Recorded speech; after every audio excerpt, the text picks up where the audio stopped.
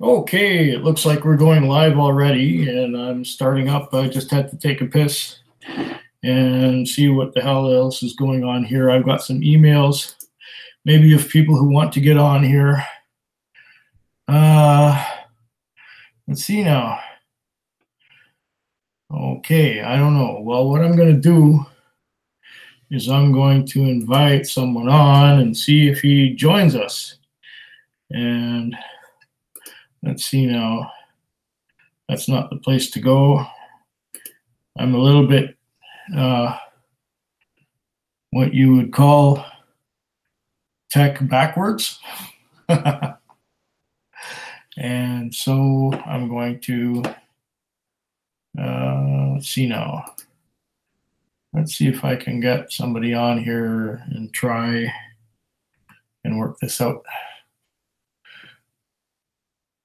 Okay, let's see if I can invite somebody on here.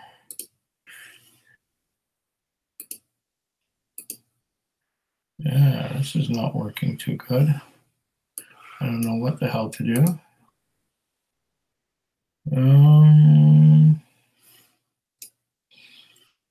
Let's see now. That's not the way to do it. Oh, John Post is here. That's good. Don Holland is here too. Yeah, take a piss. I did that. And I'm going to try and figure out how to invite people on here because I think I might have the wrong thing. They have changed the system around so that you can't really invite somebody on the same way as you used to be able to do so. Oh, I hate progress. Just when you learn how to do something, you don't know how anymore. Okay. Well, we're on, and I'm trying to figure out how to do this. Being kind of inept as I am after I've had, I don't know, 7 or 8, maybe 9 grams. What did I have now? I started out with the McClellans, not Highland, but Speyside. Then I had a McClellan's Isla. Then I had a Lafroig 15, a Lafroig 8, Lagavulin 8. And now I'm on the Lafroig Triple Wood, which I should be, I think, refilling with something else. Maybe a Lore. A Lafroig Lore would be good. Yeah, okay. Well, let me try and work out what the hell's going on here. Okay. We've got John Post, My Bourbon Journey, and Chris Beaton is here too. And John Post is saying hello to Chris Beaton. BRW73 is asking what's up. Well, what you see is what you get. And hey, Chris, how's it going? Says Bourbon Journey. Triple Cap says Pete Overload. Yeah. Still finishing off a tall pour of Bal Blair 1999. That's John. Okay. And Chris says that My Bourbon Journey going good. Okay, so we're got 9 people in the on the thing right now. I'm trying to figure out how to invite someone else on. The standard Mars mark? Do you mean the Iwai tradition from the Mars distillery in Japan? I don't know what else you might be referring to. Hold on, just give me a second if I try and work this out. Got 9 people watching, and where's the invite thing? Screen share, control room, hangout toolbox, add apps. No, that's not what I mean. What is this? Oh, person plus, that would be adding. Okay. Add names or email addresses. So like if I go back to the email, give me a second here. Email here. And if I add this one here, Okay.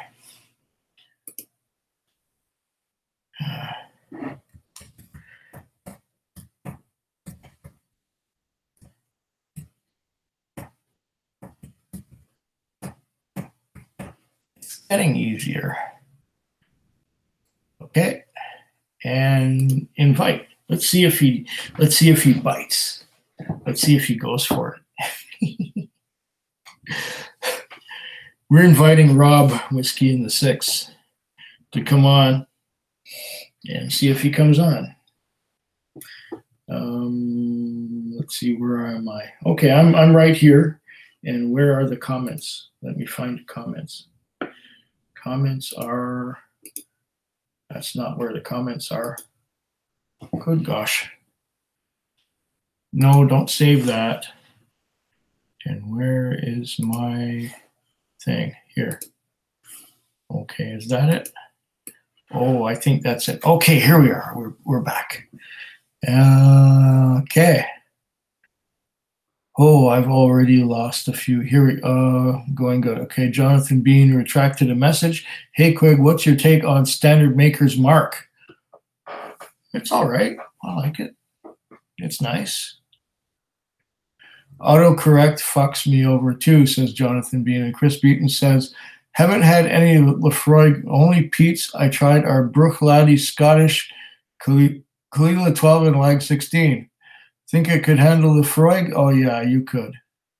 You could handle the Freud, but for Freud, I would start with the Freud 10 before you go to the more expensive versions, like Lore and 18 and stuff like that. And Jonathan Bean picked up a Oban Little Bay 113, but heard too many good things about it.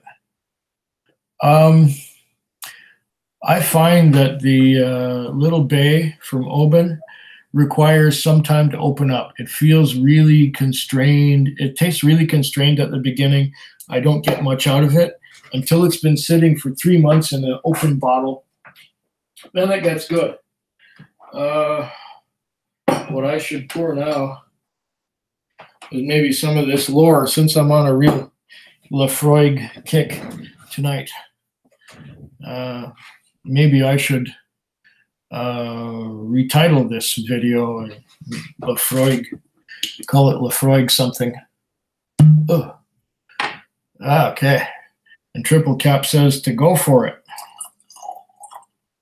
Yeah, go for it.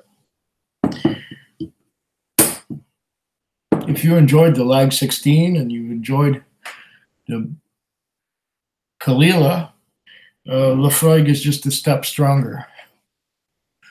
And BRW 73 is delving into cognac, trying Martell Blue Swift. It's really good.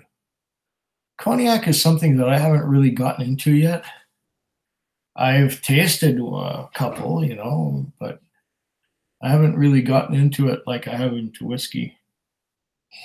There's so many good whiskeys out there that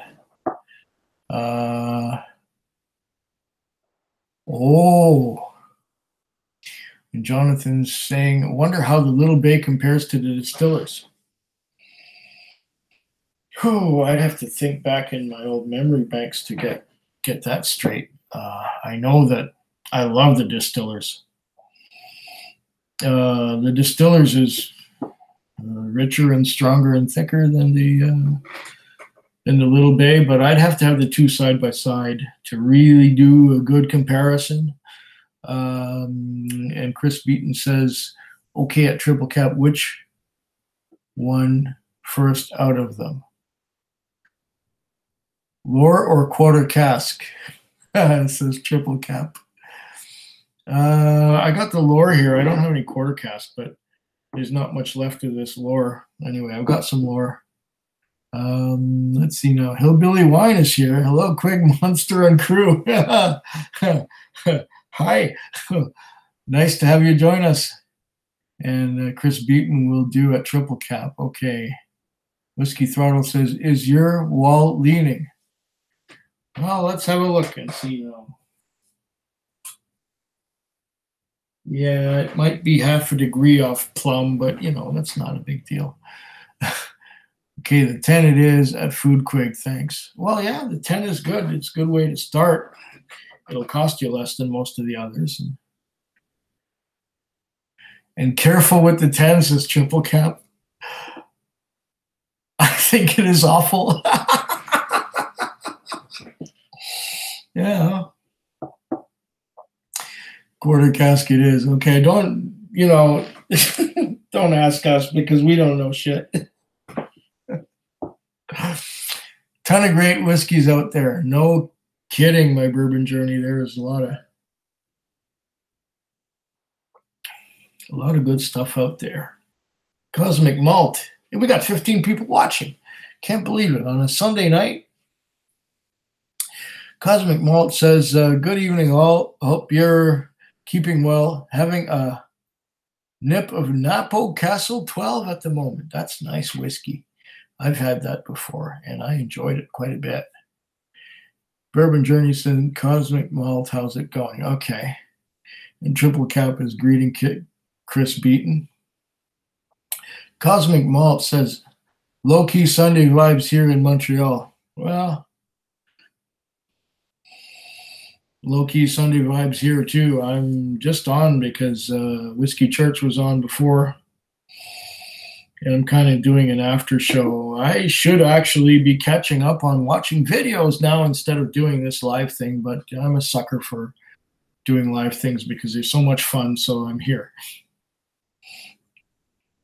Did I freeze? I believe I froze. Am I still coming through? I hope I'm still coming through. Well, let's see now.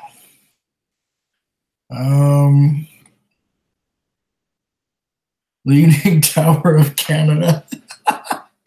It's different for everyone, I know, yeah. And where is Rob? Well, I invited Rob just a little bit ago. And let's see what happens if I invite him again. Oh,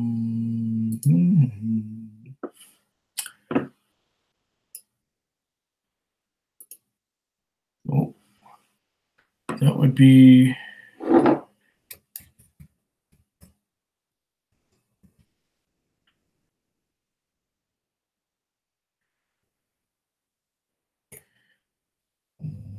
okay. Oh, shut up.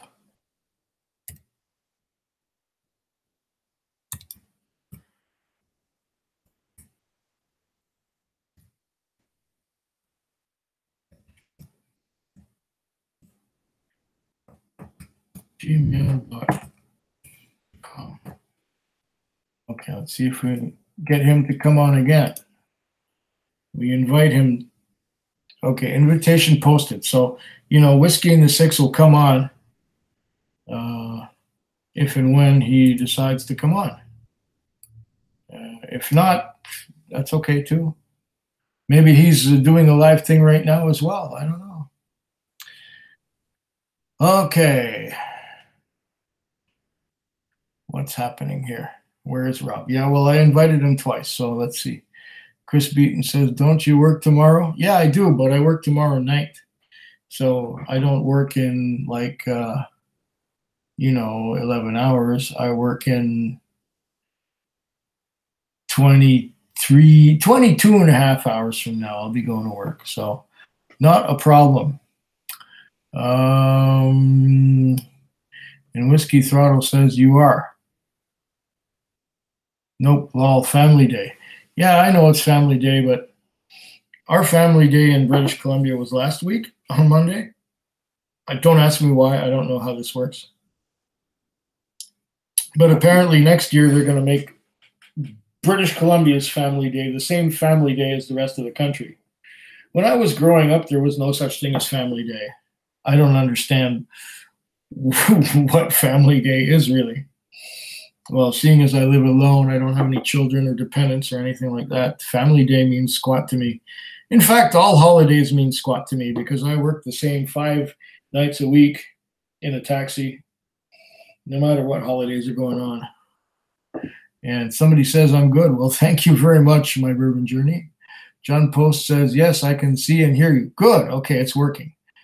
Still going strong. Yeah, I think we are. Triple Cap says, loves the lore. Quarter cask, 18. 10, I don't get. Americans get off tomorrow, President's Day. So President's Day is the same as Family Day in the rest of Canada, except for British Columbia and maybe Quebec. I don't think Quebec has a Family Day. But I moved out of Quebec long before there was a Family Day. So what do I know? John Post is American and he works. Yeah, I'm Canadian and I work. So there. I say we're on even ground. Nobody pays me to not work. If I don't have passengers in my taxi, I don't get paid. Any Laphroaig is good whiskey. Yeah, I'd have to agree with you there, Don. I've not had a Laphroaig that I didn't like. And John Post is saying, yeah, it's a holiday mainly for government employees. Yeah, okay, I get that. And don't work for government. A lot of us have off. Okay. Whiskey Throttle says at Foodquig, I checked Rob. Rob is not all live.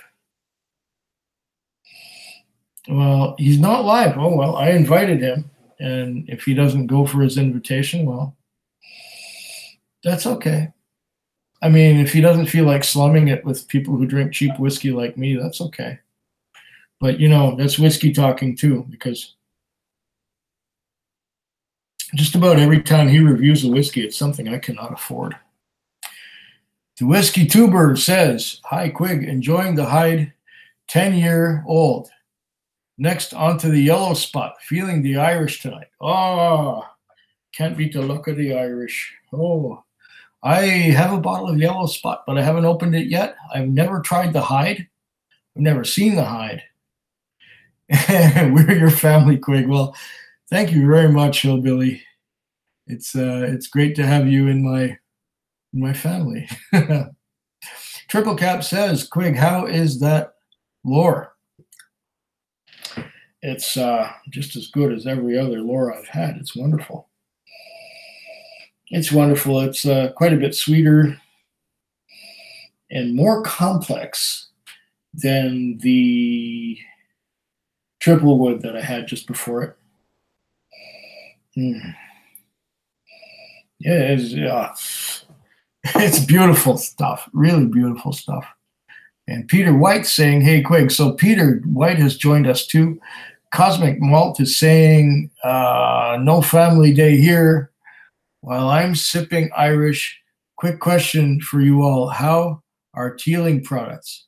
I've had one Teeling, and it was it was in a rum cask, if I recall. It was aged in a rum cask, and it was quite nice. I liked it.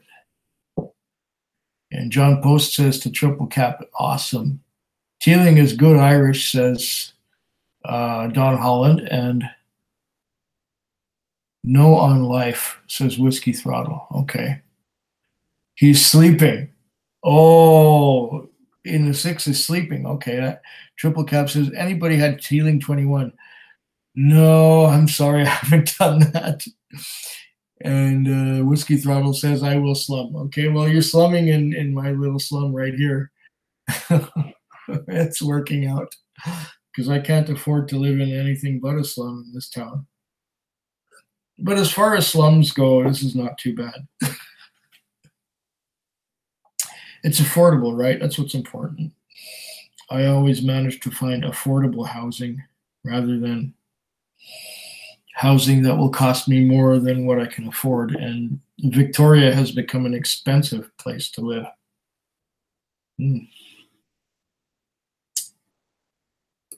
Oh, okay.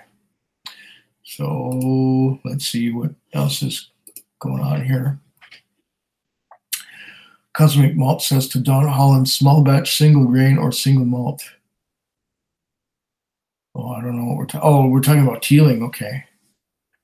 Out of this crowd's budget, yeah, 21 would probably be expensive. Excusing me. Chris Beaton is hitting the new Tomatin 12. Like it for $38. I'm going to be doing a little bit of a Tomatin trio sometime in the next month or so. I happen to have a 3-pack, the same one that Trenny and C did last week. It's got a Tomatin 12 at 43%. It's got a Tomatin 15 at 43%. And it's got a Tomatin 18 at 46%. And I'll be doing that sometime in the next month and putting the video up here. Rob will be trying all 3 in separate videos, but maybe not one video after another. I might mix in something in between. I haven't decided yet what I'm going to do with that, but I found Tomatin 12. Now, I had a bottle of that 2 or 3 years ago, and I found it to be a little bit lacking, a little bit weak, a little bit missing something. But who knows? Maybe the miniature will be better. Don Holland says, any of the above. The above what? Okay. Well, I'll take your word for it. Whiskeys, I think, hopefully. Peter White says, triple cap, I have an unopened 2014 21-year silver reserve. No doubt it is great. And Whiskey Throttle says to Chris Beaton, I like the Tomatin. Okay, the one Tomatin that I really like the most of the ones that I have tried is the Kubakken. The Kubakken has a little bit of peat in there. Just give it. But I'm a peat head. Look at me. I'm drinking Lefroy. Of course, I'm a peat head. But so far, I've had the 12 and the 15. I have the 18, but I haven't tasted it yet. I'm going to do so. It's a miniature. It'll be 1 dram. It'll be Fump gone, and that'll be the end of that. How do you compare Little Bay to Johnny Walker Green? That all depends. If you open them both side by side, give me the Johnny Walker Green right away. If they're down past the half bottle mark, I would probably go for the Little Bay, especially if it's been open for about 4 or 5 months. I would go for the Little Bay over the Johnny Walker Green. But I'm just saying this off the top of my head. It depends where you are on the level of the bottle. And Triple Cap says to Don Holland, didn't know it, Peter White. Get that baby open. Okay, now I'm totally out of the loop because I touched this thing and it made me go zoom somewhere else. So I don't know what the hell. Oh. Whiskey Throttle sent his email. Okay, wait. I'm going to see if I can do that. Just give me a second.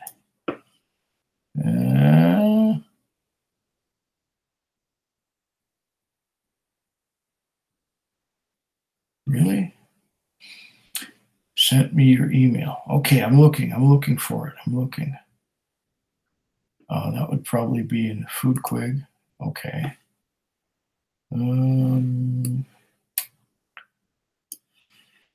There he is. Whiskey Throttle. Okay. Okay, Whiskey Throttle. There he is. I'm sorry I'm a little slow. Okay. Okay.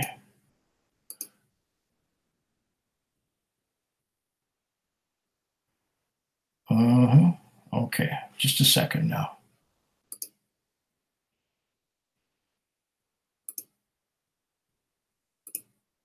Just a second. Let me work this out because I'm not the most good at this.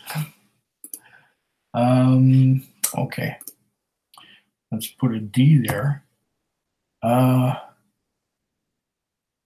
There he is. Arrow Y. Okay. Okay, I'm going to try this. Okay, don't save that.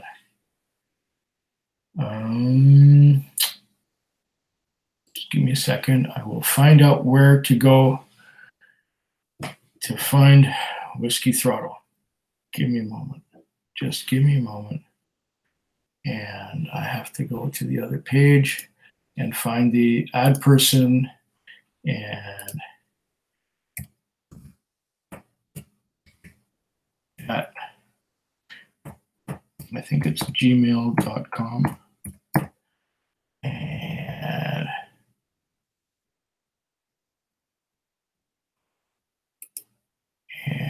and invite. Okay, let's see if anyone comes on here. It takes me a while. Okay. And Whiskey Throttle says, hi, folks. Hi, Fequig, or Food Quig. Triple Cap says, Mark. James Alsop says, hi, Quig. Currently enjoying a Springbank 10 after watching a review of the 15. Have to say it's awesome. How different is the 15? They're both just wonderful. Both are just lovely whiskeys. And let's see what else is going on here. I should maybe slide this down to see if anyone joins us. Okay. TC, how are you? How is it back in Korea? Oh, there's Mark. Oh, Mark is here too. Great. Nice PGs.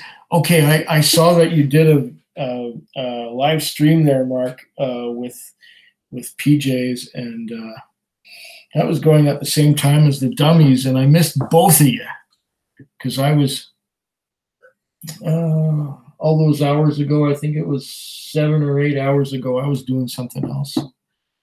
Okay. Wait a minute. Peter White says Teeling 21 in Nova Scotia is $205. Yuck. I don't like that price tag. It's rare that I'll go that high. But sometimes I will twist my rubber arm and, pay that much for something. I just lost my sound. Let me turn that on again. Oh, okay.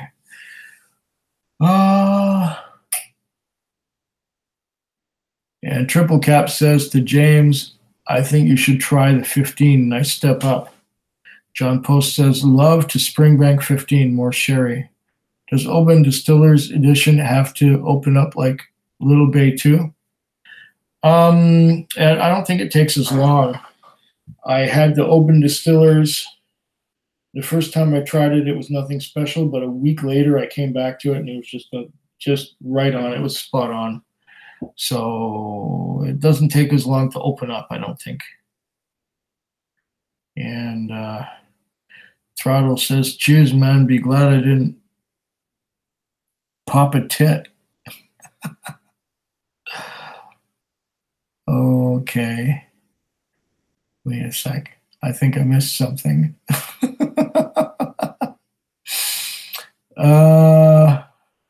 True enough. BRW 73 tried Monkey Shoulder and was not that impressed. Yeah, I tried it too, and I was not impressed either. I thought, okay, meh, so what? I did not buy it again. I finished it and thought, okay, I got a buzz off of it, and that was it. Whiskey Whistle. But when you're done with something, it's hard to flog a dead horse or whatever they say.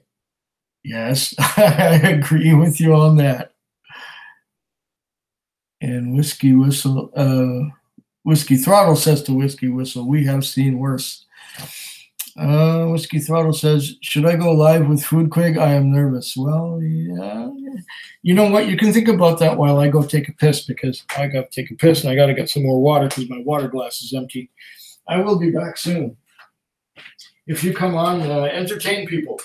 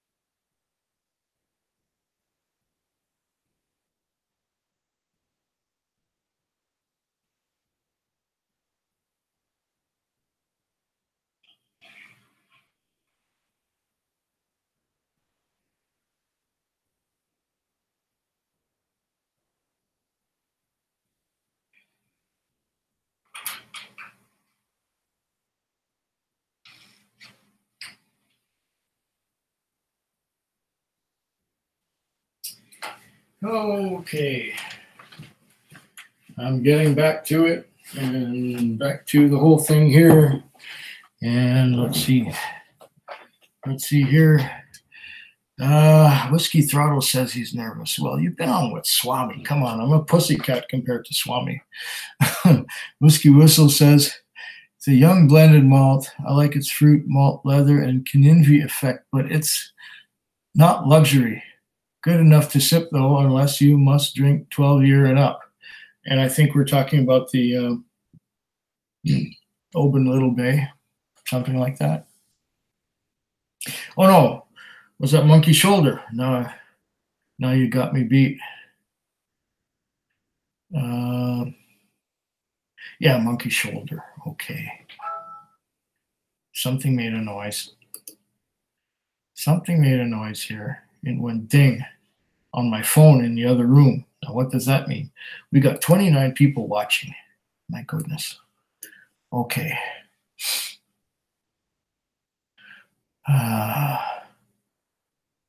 Okay, we're talking about Monkey Shoulder. Jonathan Bean says, here's a good question. How do you compare Talisker Storm to Ardbeg 10? Well, the last time I had both of those was a year or two ago. I would have to have both of them side by side to really do an honest comparison. But I like them both. Whiskey Whistle says, yes, you should. Well, Mark, yes, who should what? Don Holland says, no fast talking on this stream. Oh, hell no. Oh, hell no. I'm into relaxing. I've been relaxing since before I started watching Eric Waite's stream. I've been relaxing very well and enjoying the whole ride so far. Okay. Should at some point too, but I want to be in a similar time zone. Yeah, well, we're only about, 13 hours apart here. So you're in the morning, early morning. You must be like 6 or 8 in the morning or something. And I'm like 7 in the afternoon or evening. And Jonathan Bean says, Peter White says to Jonathan Bean, Ardbeg 10. Okay. And Whiskey Whistle says, hi, Peter, hi, Don. And Whiskey Throttle says, hopefully I can figure it out without Julia. Okay, all you got to do is have on your browser, whichever one it is. For Google stuff, I would recommend Google Chrome and just get the what's the name of this thing? Google Hangouts. Get Google Hangouts. Look for Google Hangouts. Search for Google Hangouts and get Google Hangouts on your Google Chrome if you have Google Chrome. And then go to your email. And if your username is the same on your Google Hangouts as it is on your email, then all you have to do is click on the email. It'll take you to the Google Hangouts. And then all you have to do is click on accept, I think, to become a part of this. And I know it's a little bit hard. I had trouble with it the first time somebody invited me on. Even though I had the whole thing set up and working, it didn't work very well because I have multiple accounts, and they sent me an email to one of my accounts, which wasn't the account that I was using on Google Chrome, and it was a bit of a headache. But I managed to get on after about 20 minutes. And that was the first time I was on the Scotch Test Dummies.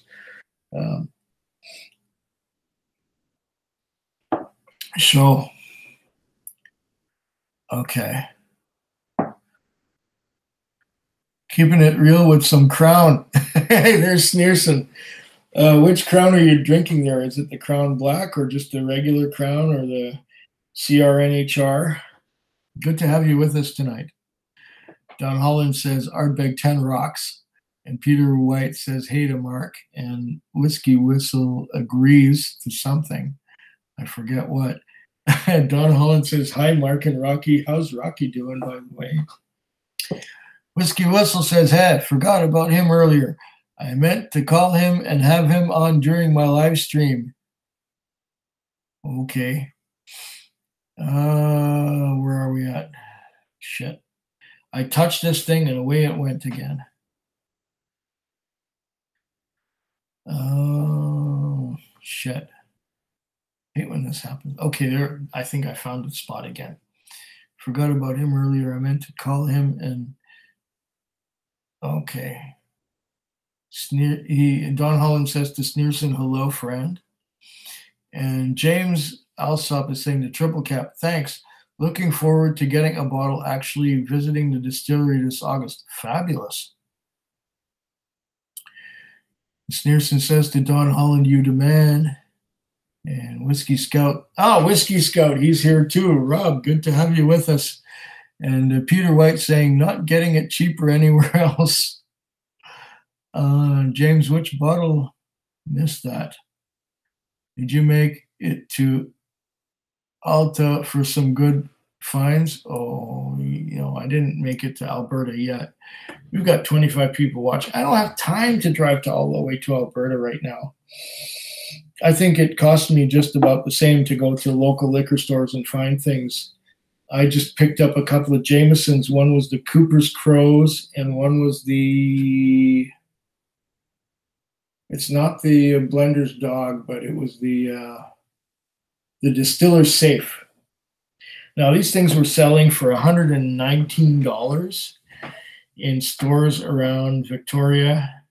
And I went into a liquor store I'd never been into before, and they had a blowout sale. They were $60 a piece. It was an instant buy. I just went for those two Irish whiskeys just like that. I couldn't help myself. It was just boom, boom, bye-bye. So I haven't been to Alberta, but I try and get some good deals here. And, maybe someday I'll take a week off. And if I got a lot of money, I'll go to Alberta and spend the time and burn the gas and drive all the way there and bring back a lot of bottles. But I don't have the time most of the time, so I just buy stuff locally. I've got enough whiskey to last me the rest of the year, really. It's insane.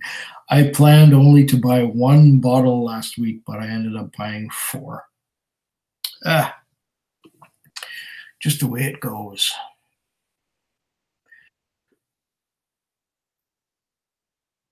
And Don Holland says something to Sneerson, and Whiskey Whistle says, Peter just scored Chicago's Binny's website. Oh, cool. Prices have gone up. I thought it was mostly Canadian prices, but they're up 20% or more since 2015 across the board. Yeah, it's 2018 now. Sneerson says, next week to Don Holland. Whiskey Throttle says, I'm waiting for the invite. Saw you sent it at Whiskey Whistle. What if I have to take a quig?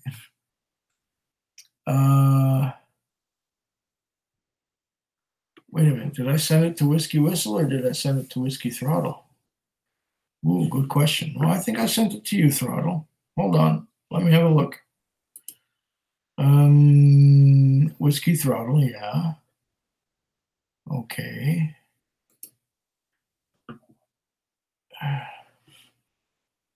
Hold on.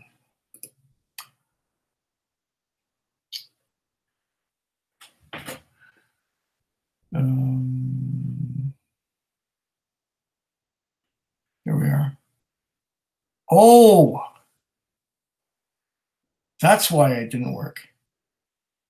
DAHN 68. I am sorry. Okay, let's do this again.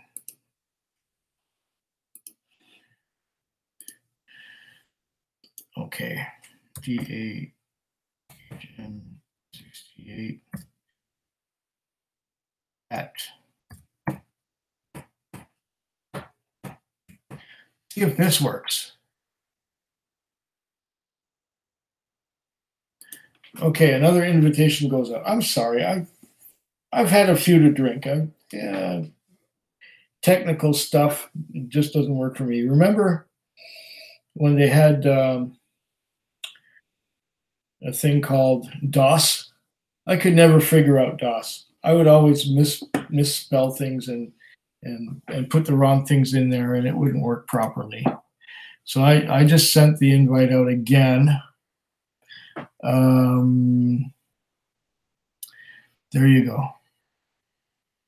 And James Alsop says, at Whiskey Whistle, Springbank 15. Yeah, that's good stuff. And we've got 28 people watching. Wow. I hope I do this justice. John Post says, at the Whiskey Scout, hello, I subscribed to you the other day. Enjoy the videos. Yeah. Scout puts out some good informative videos. I think we have something going on here. Making a noise. There he is. Can you see me? Yeah, I see you just fine. And you can hear me? I hear you great. Awesome. Did we lose everybody else? I don't know. We had a bunch of people watching. I got 27 now. Okay, I'm just lost the chat. I use my big computer screen for the chat. So. Oh, no worries. Nice to meet you. It's a pleasure. I saw you on the, what was it, Swami's? Swami's channel last night, yeah. Yeah, I saw him just towards the end of that. And I was out there doing my laundry. And after I did my laundry, I went and had some poutine. And I was eating poutine. And then I just turned on my phone and there you guys were.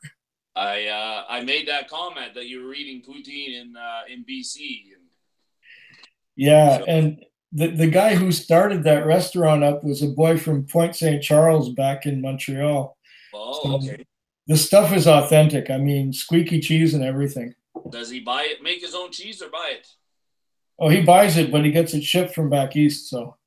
Okay, I have one that's 5 minutes from my house. They used to be a bigger place. It's called the Cheese Factory, and now they have they've leased half of it to a franchise that's from out east called Dixie Chicken. Excellent. Yeah.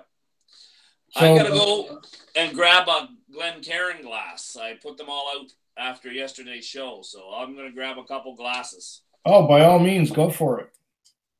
Let me catch up on the comments while you're doing that.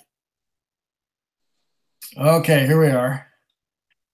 John Post says, Whiskey Scout, hello, subscribed the other day, okay.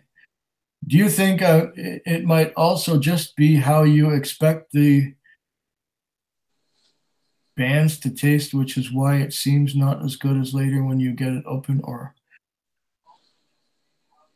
what? I don't understand that one, Jonathan. How you expect the bands? I don't know.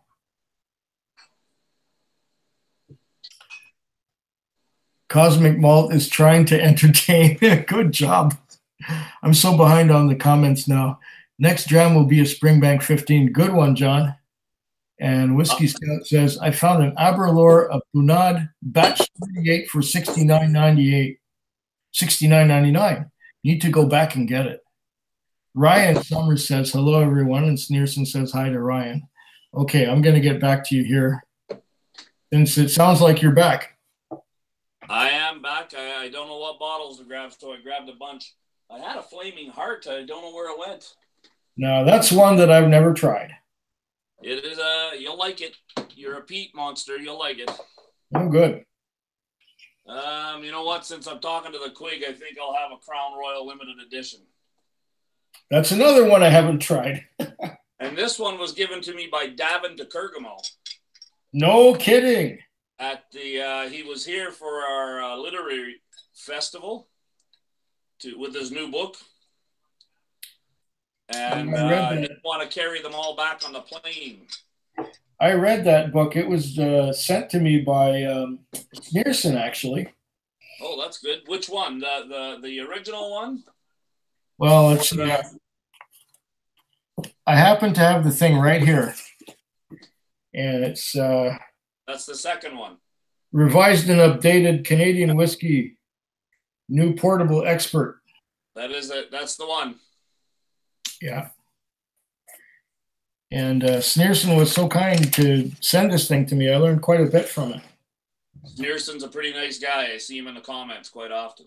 He's always commented. He's sent me bottles I haven't opened yet. I'm gonna do those soon. Right. Real stand-up guy. Yes. Well, I think a lot of these guys are very good guys, right? They just enjoy what you and all the other whiskey tubers are doing. Well, this was just a spin-off. Yeah, I saw one of your first ones, the Food Quig ones. Yeah, and it was just me and my ex. We would go out to restaurants and try, we'd order stuff and we'd give our opinion of what we thought we were eating. And then, I would often have a dram after dinner. And I started, videoing that. And it just sort of went from there to where we are today. I think the first one I saw you doing, you had a lady, probably your ex-girlfriend, sitting in the back, and you were talking about food. Oh, yeah. Guess what I just found under my feet? Oh, tell me. Can you see it? I can't tell. Food Quig. Oh, that is a Flaming Heart. The Flaming Heart. I will try that after the Crown Royal. Mm. So I have some Canadian whiskey here. Uh-oh. I like to find old bottles. That's an old 18. Oh, yes. Weiser's very old. I remember drinking that 20 years ago. Yep. That was one of my favorites back in the day. That's an old one, that one there. It was stuck on the shelf behind a bunch of new bottles. That's the way to find them. The dusty ones. I remember very old. It was the 18-year-old, but it just said very old instead of 18 on it. That's right. Yep. There's some of them kicking around. I don't know how come. Well, you know what? I know what's happening here in Alberta.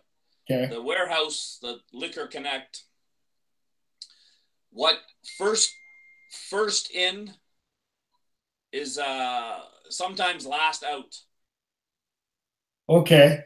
It's so if new stock comes in, it gets shoved in front of the old stuff, right? And the new stuff goes. So, for example, a lot of guys are finding bottles of this Glendronach 15-year-old. Oh. And they're like, where's this coming from? It just showed up this month. Because older or newer bottles were going out first. And that stuff was discontinued some time ago, wasn't it? This is the one that everybody, and it was Scotch Test Dummies that first showed me about it. Because I have this one here. This is the 18. This is the 2017 version. And I just picked that up like a few weeks ago. I have one here. I have one open. Yep. Which I think we put out in the kitchen.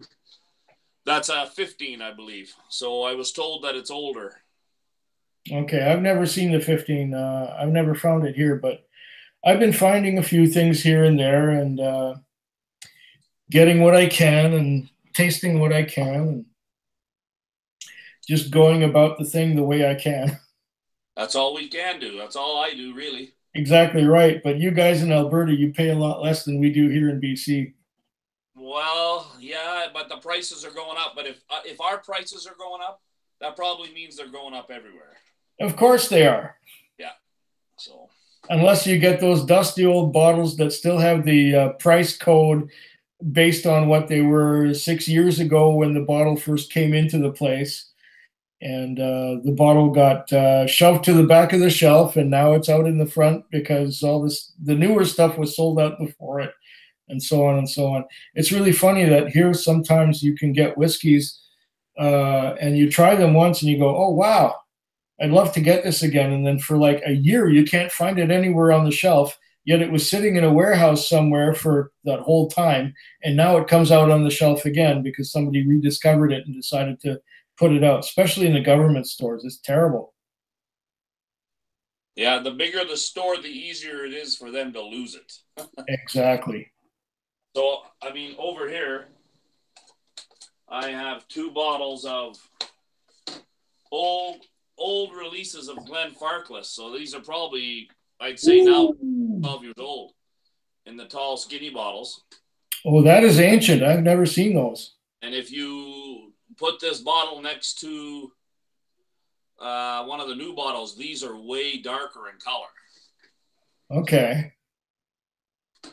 Some interesting. Okay, so they probably used fresher casks, casks that were not reused. You know, more first fill casks for the older versions back in the day. They and were now, probably. Now they're using refill. Yeah, they were probably getting more. They had more choices because there was less demand for sherry barrels. And they had more and more casks with stuff maturing in them. Yeah, that makes sense. I have here. I'll show you. See if the light shows through here. Can you see the color difference? Oh yeah, oh yeah. Both 12 years old. Definitely. The current bottle is in your right hand, and the older bottle is in your left hand. Correct. And the left hand bottle is a lot darker. Yeah. Big difference in the colors, eh? Absolutely. Yeah. Oh, well, that just goes back to one of the first videos I ever watched with Ralphie when he was doing a review of Johnny Walker and someone had given him an old bottle of Johnny Walker. And his final, somewhere along the lines, he basically said all whiskey is rare. The water changes, the wood changes, the barley changes. They're just doing the best they can to make it taste like the last edition. Several variables, yeah. But was that the one where he ended up tasting the one from the 60s and he tasted the current one, which was from 2009 or 2010 when he made the video. And he basically said, oh, this one from the 60s, this is beautiful, this is fantastic. But the other one, he just poured it into a glass and put a couple of cubes of ice in there and just said, here, enjoy.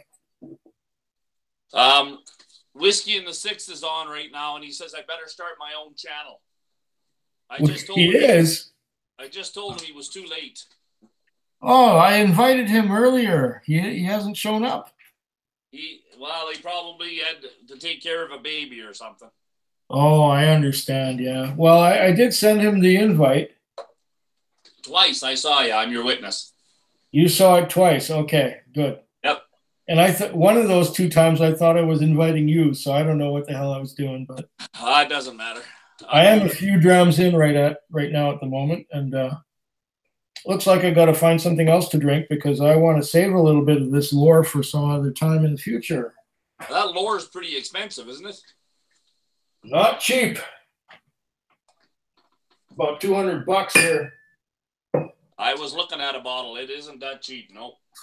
And I got this one here, which is just as cheap. If you can see that, that's the 18. Which I was just talking to somebody about that because they found some old bottles. And they good. If I wanted to buy some. And this is, so you put your bottle up and compare it to my bottle. I think they got different labels, eh? What have you got? You've got, hold on. Say something. I got it's a Lefroy 18-year-old, but I think it's an older release. Could be. Yeah, your label, you got 2 separate labels. I got one label, eh? Could be, yeah. Yeah. This is, I don't know, this was bottled in 2015, I believe. I cannot, I got to hold the light up here to find a number on this one, and I cannot find the number anywhere on the bottle. I looked at it earlier today. Okay, wait. But I can see the liquid smoke floating around in it. Is yours at 48% also? Yep. Okay. But it's a different label on it. I think it's an older bottling. Could be. Or maybe it's a newer one. I don't know.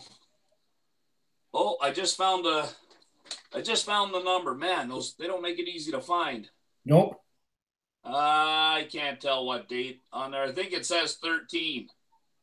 Oh, yours might be older than mine. Oh, well. I'm trying to see where I can find the numbers. I don't see them on here. It's on the back somewhere, and it's really faint. The other day, I was watching a video, or maybe a week ago, from Whiskey in the Six, and he was talking about his Glendronach Allardyce, and you can see the numbers on there if you look really carefully on the back. And here I was looking at my bottle about 6 times, and the 7th time I finally found it, mine said 2017. I'm going, oh, okay, 2017. That was the most recent bottling. Good, good. I got the oldest one. I'm gonna go grab my bottle right back. Uh-oh.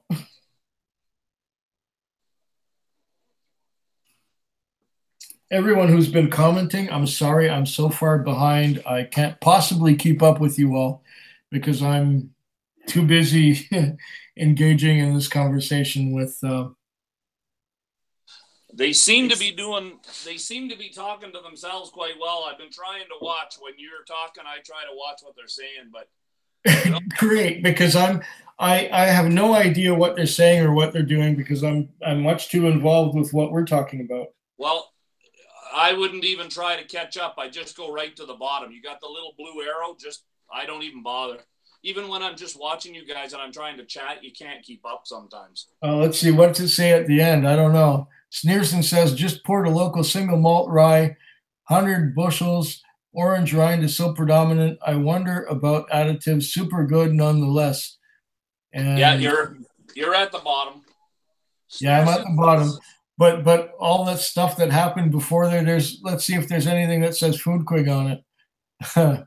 Not everybody uses the at Food Quig, and that's the only way you see it. Yeah. Oh, there's one. Whiskey Throttle says, I just resend you an email. That was you. You were the last one to use one of those. And I'm sorry if anyone has said anything really poignant or important. I'm sorry, I can't possibly follow what's going on. This bottle of Alderlace I have in my hand is, I don't think you can see it, but it says 2014 on it. Oh, okay. So if anyone's in the chat, what does 2014 mean off that chart that Scotch Test Dummy sent me one? Wasn't it Whiskey in the Six who sent that? He might have been the first one, but I got it from Scott. Okay. So, it would be 18 years old, and yours was a 14? 2014, yes, 2014. 2014. So that would be from 1996, and I believe that's the year that they closed down the distillery. So what you would have is an 18-year-old Allardyce, or maybe 19. But they tell me my 17 would be 21 years old because it was bottled 21 years after the distillery was closed, or is it 22 years? I don't even know. I'm no expert on Glendronach, but the 15-year-old that I have here, I was told is actually 19 years old. But okay. Sneerson, I just asked him how he's doing. He says, I'm good. My liver is rough. Well, I hate to admit this, but at my last physical, my doctor told me that I better cut back on my drinking, even though I did everything in my power to convince her it was my diet, not my alcohol. I have some work to do. I may have to go for a dry spell here for a bit and get in shape. I have not lied to my doctor. Whiskey Whistle just said that the 2014 is an 18-year-old. There you go. I think those are the guys we should have talking to you live. They got more knowledge than I do. Oh, that doesn't matter. It's always entertaining to have people together and talking about stuff as they go along.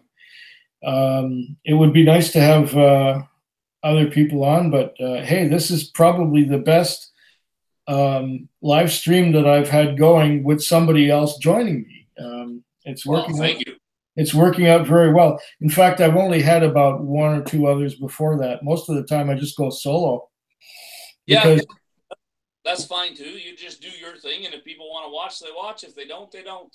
Exactly. And when I invite people on, the few times that I have invited people on, they either don't come on or they come on and nothing really happens. They just sit there and they're typing on the computer instead of saying anything, which is Well, I'll it try is to what do it, both.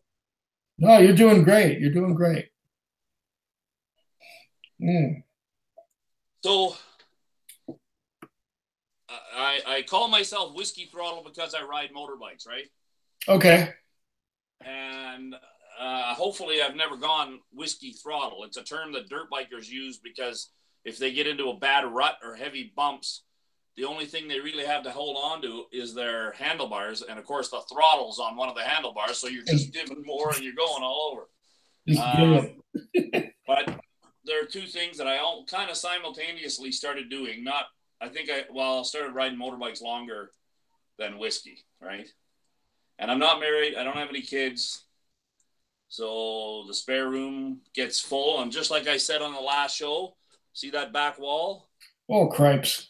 I started to build that back wall up that way in homage to you, because yesterday was my first YouTube channel viewing. I even had a little glass with a little teaspoon in it for Ralphie. I made sure I had a black baseball cap so I was more like Swan. I have one right here. Yeah, there you go. I don't have one at all right now. But I had my lovely girlfriend Julia as an assistant yesterday. And that was lovely. I enjoyed watching that. Yeah, everybody enjoyed watching Julia. I watched you guys. I saw you. Whiskey in the Six is asking Mark, what is your unicorn bottle? So what's your unicorn bottle, Food Quig? You're asking me? Yeah. Like an unattainable bottle. Oh. Unicorn. Of bottles that I have never had? Wow. My tastes are pretty simple and relatively inexpensive, I guess. But if there is ever such a thing, a 50-year-old Lafroig. A 50-year-old Lafroig. I think they exist. Do you know who the whiskey chef is? No, actually. I'm going to forget his name. He's on all the social media. I do a lot of Instagram because I like to tell stories with a picture better. But he's called the Whiskey Chef. I think he lives in Ontario, but he works for Suntory, Beam Suntory. Oh, okay. He's a shorter guy. He has a big beard for a little guy. Eh? Mm-hmm. He just showed me a 50-year-old Auchentoshan, which I know we have here in Alberta. And the last time I saw it was about $5,000-$6,000. It's probably more than that now. At my local liquor store that I buy from, which is Chateau Louis, they have a 2-ounce, so 50 milliliters, Glenfiddich, a 50-year-old Glenfiddich. I'll let you guess. How much do you think it is? $300? No. Go up. It's higher. Up? For 1 dram for 50 mils? 2 mils. Or yeah, 50 mils. Over $1,500.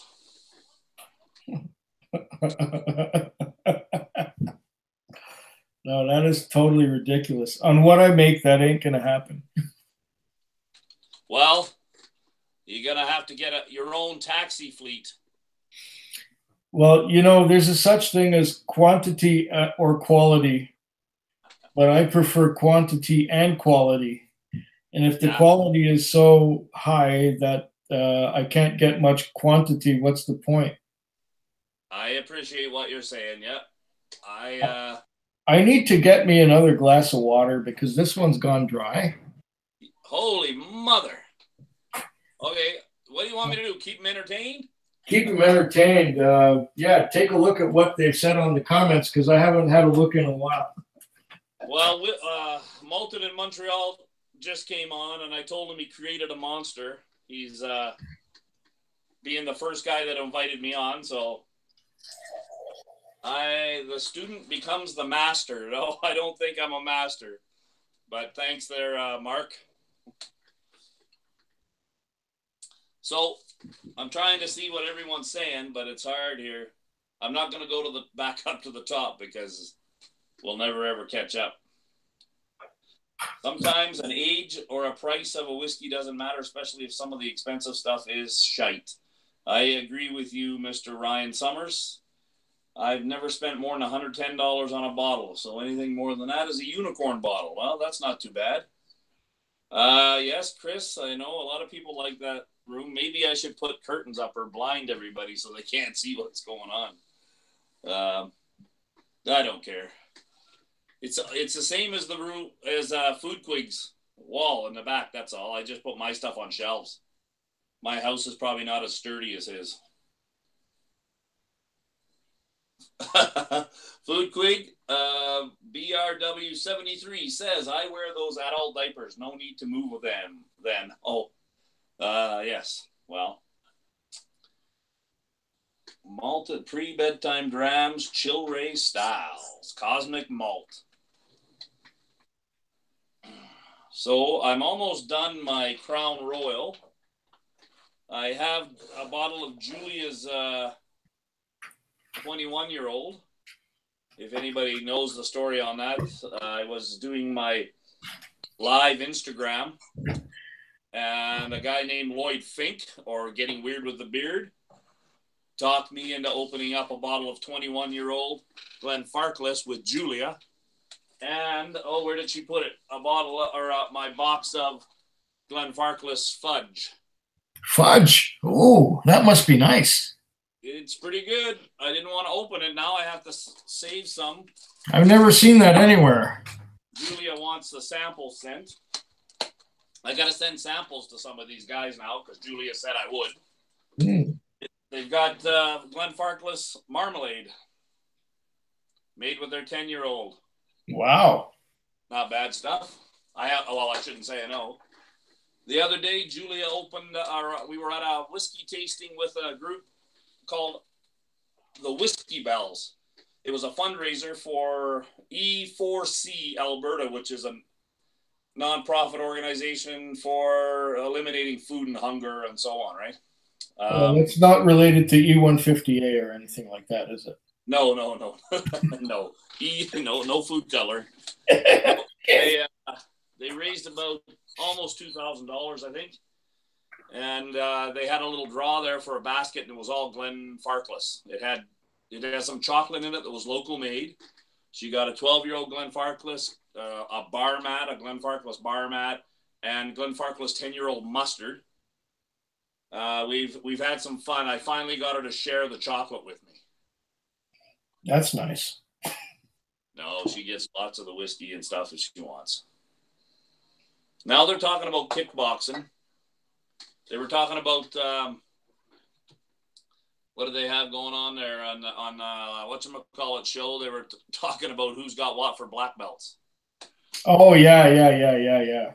They were talking about black belts that they could buy them at Walmart and stuff like that. That's an old line from what was that movie there? The Karate Kid. And the Karate Kid asked Mr. Miyagi, do you have a black belt? And he pulled his shirt up and said, yeah, I bought it at JCPenney.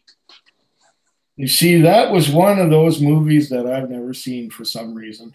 Well, they got a remake now. Some Sneerson said that there's a nice deep purple in this marmalade. Oh. I think it's a pretty thick marmalade, but it's more orange, really dark oranges. I don't know if the light shines the best over there. I don't want to. Oh, it looks kind of dark from here. Yeah, well, it's hard. I have a really bright light on my desk here, but it is nice. It shines right at me. It makes your bottle backlit somewhat. Yeah. But I'm no expert on lighting, so my lighting's pretty bad. Can you put up your channel? Each time I search you, I get a whole bunch of motorcycle channels. Yeah, Martin Colmer is asking. I don't actually have. It's under whiskey without the E. First of all, I saw you put it in there with an E, and I don't have anything on my YouTube channel. I'm just a follower. Oh, Martin Culmer's on? Oh, there he is. Okay. Yeah. Okay.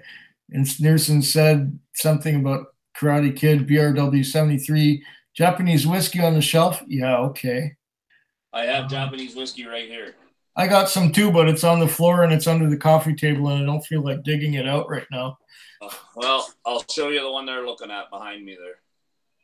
Oh, and everything on the back is in Japanese. So what's that tell you? Right. I believe that's the same one I have, but mine comes in a white box, and then there's the bottle inside the white box. This is the 17-year-old.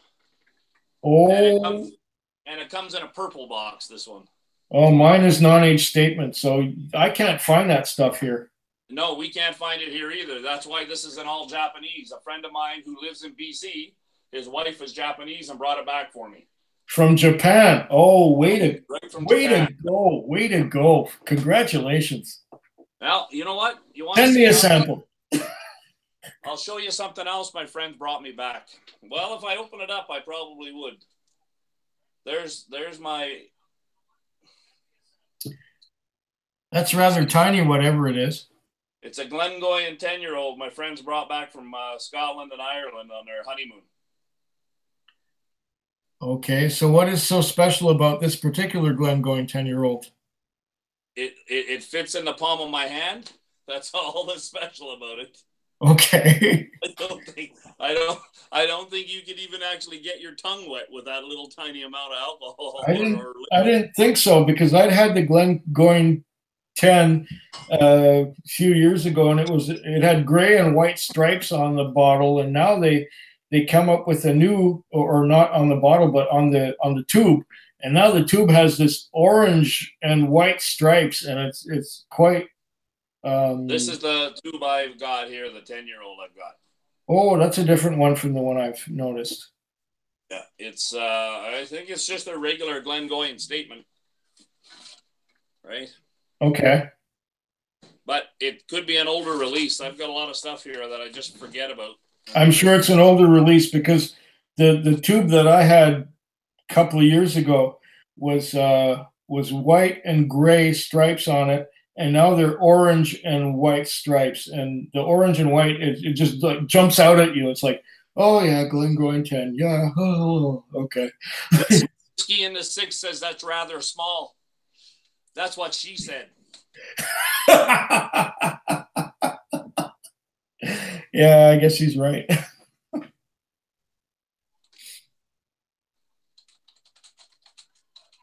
They're saying something here now, buddy. I better take a look.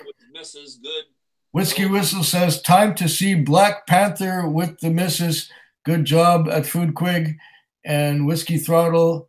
Bye, Rob, Swami, Eric, Peter, Martin, Jacques, and all. Okay, well, so long, Whiskey Whistle. Have a good night, Mark. And everyone's saying good night to Mark. And what else is going on? I don't know what else is going on. I'm so far behind on the.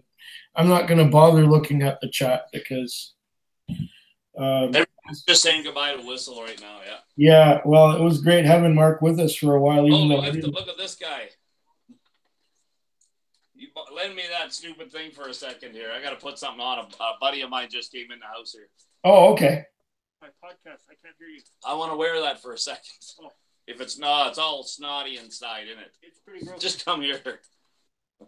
Here, I'm going to turn this around. This is a buddy of mine, and he just came back from skiing. Okay.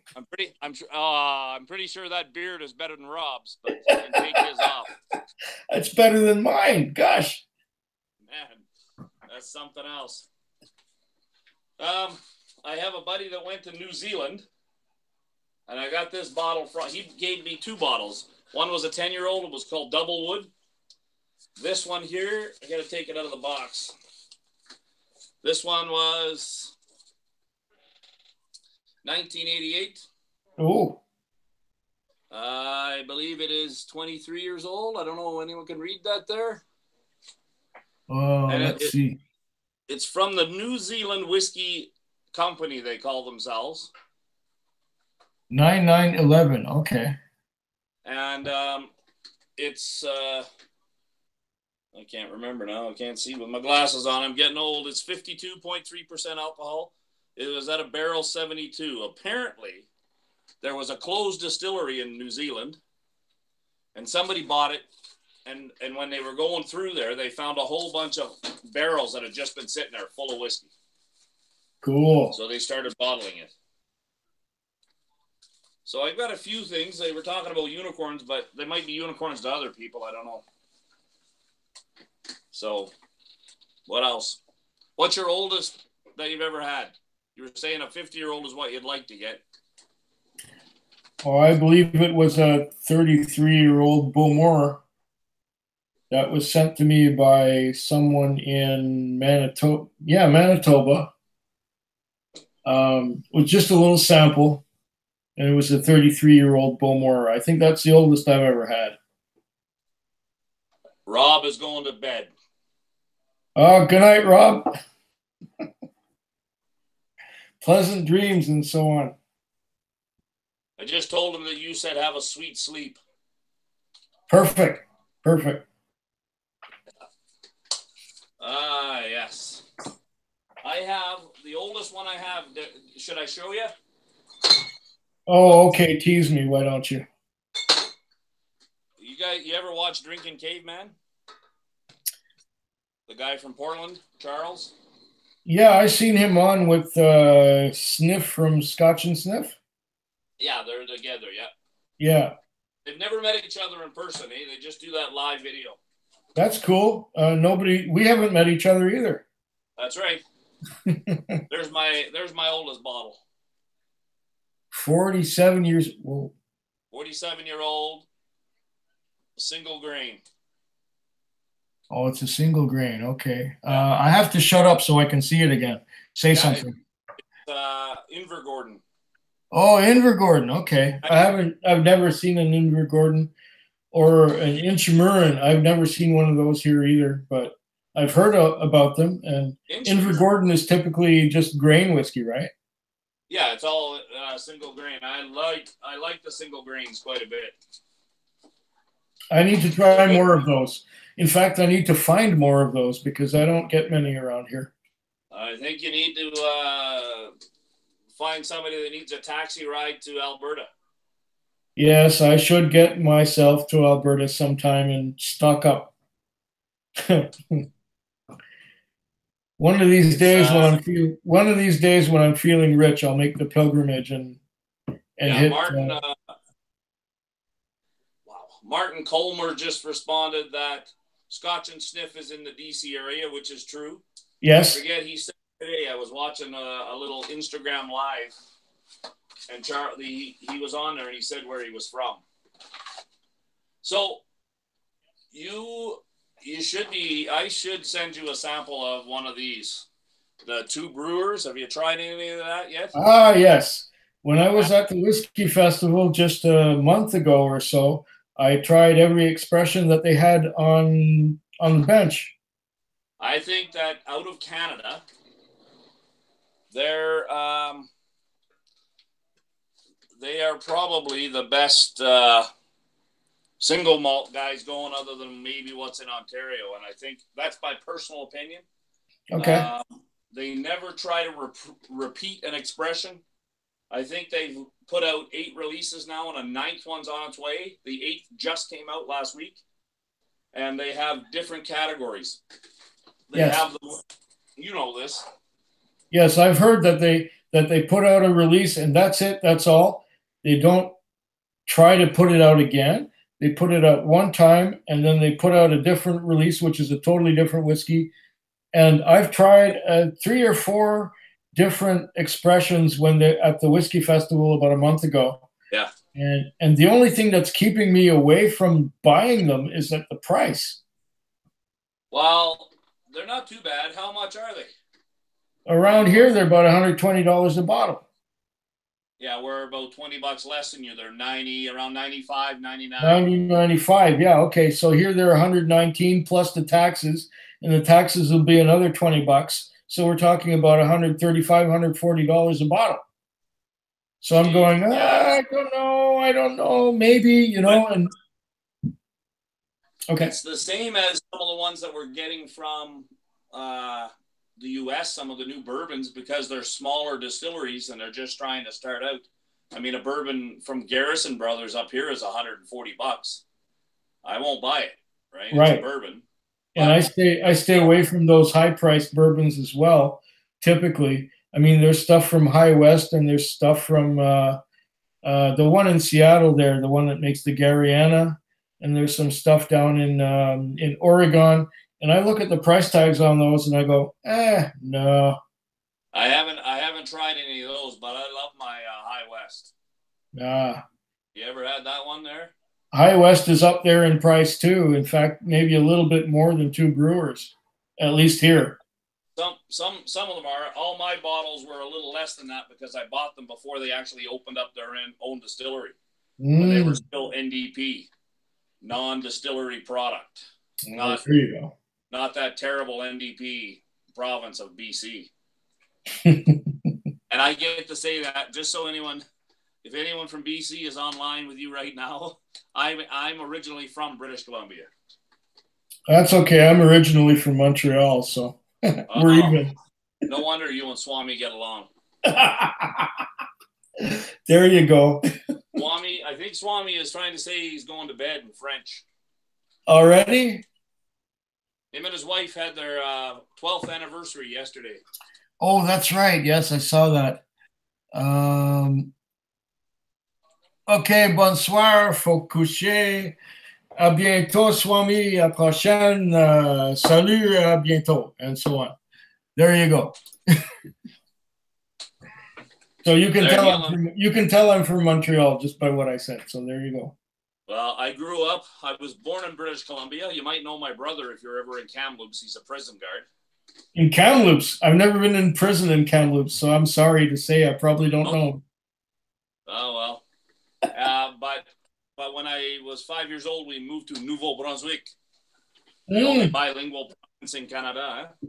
Yeah, the really bilingual place in Canada. So where did you go to? Bathurst or Moncton or somewhere like that? No, Fredericton. Fredericton. Okay. Sneerson says that your French sounded dirty. Dirty French. I love it. I'm going to tell him that I think he was hoping it was. Oh, maybe I need another dram. Maybe I need another dram to make it sound cleaner. I don't know. Ryan Summers said that him and Swami should have had a punk band in the 90s, and Sneerson says they could have called it Mega Purple. Oh, no. Chris Bayton, yes, I used to have a whole bunch of Freddie Beach t-shirts, yep. Oh, you don't know. Chris, you're from the Maritimes, but are you not more from the Cape Breton area or what? There's a big difference, eh? All kinds of differences. I got to get some more water. I will be back really soon. Food twig. You leaving me alone on your show again. I'm feeling a little, I don't know what I'm doing. Oh, come on. You can handle it. I can, yeah. Just give me a few seconds. I'll get some more water from you. Okay, don't bring me one too. Okay. Anybody out there have any questions for me while the food twig's grabbing water? I don't ride a hog, Ryan Summers. I ride 2 KTMs. They are an Austrian-made motorcycle. One is an RC8, one is a Super Duke. They're both V-twins. Eric, that might be Quebec or French, Montreal, he said, yeah. I also have a Honda and a Suzuki there, Ryan.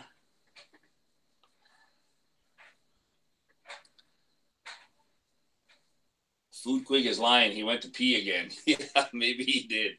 I'll tell you, when he gets back, I might have to go pee. Okay. Yeah? I got one for me and one for you. All right. Right on. There you go. Thanks, buddy. Oh, you're very welcome.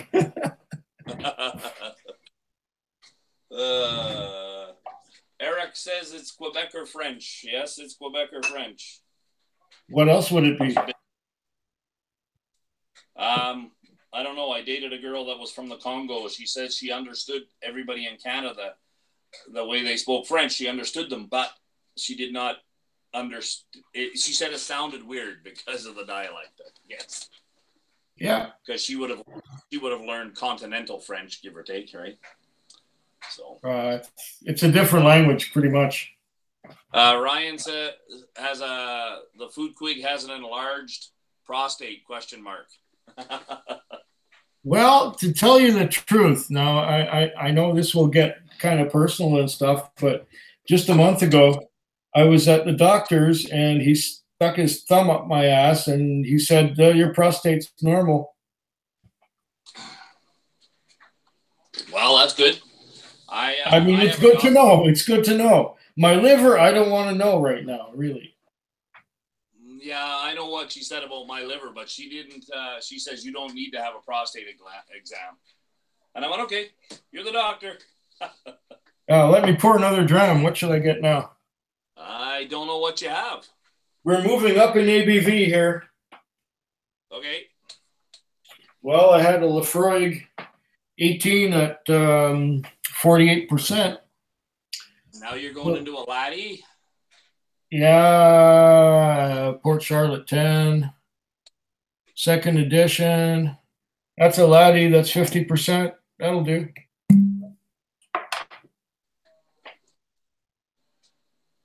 Although it will taste a little bit gentle compared to the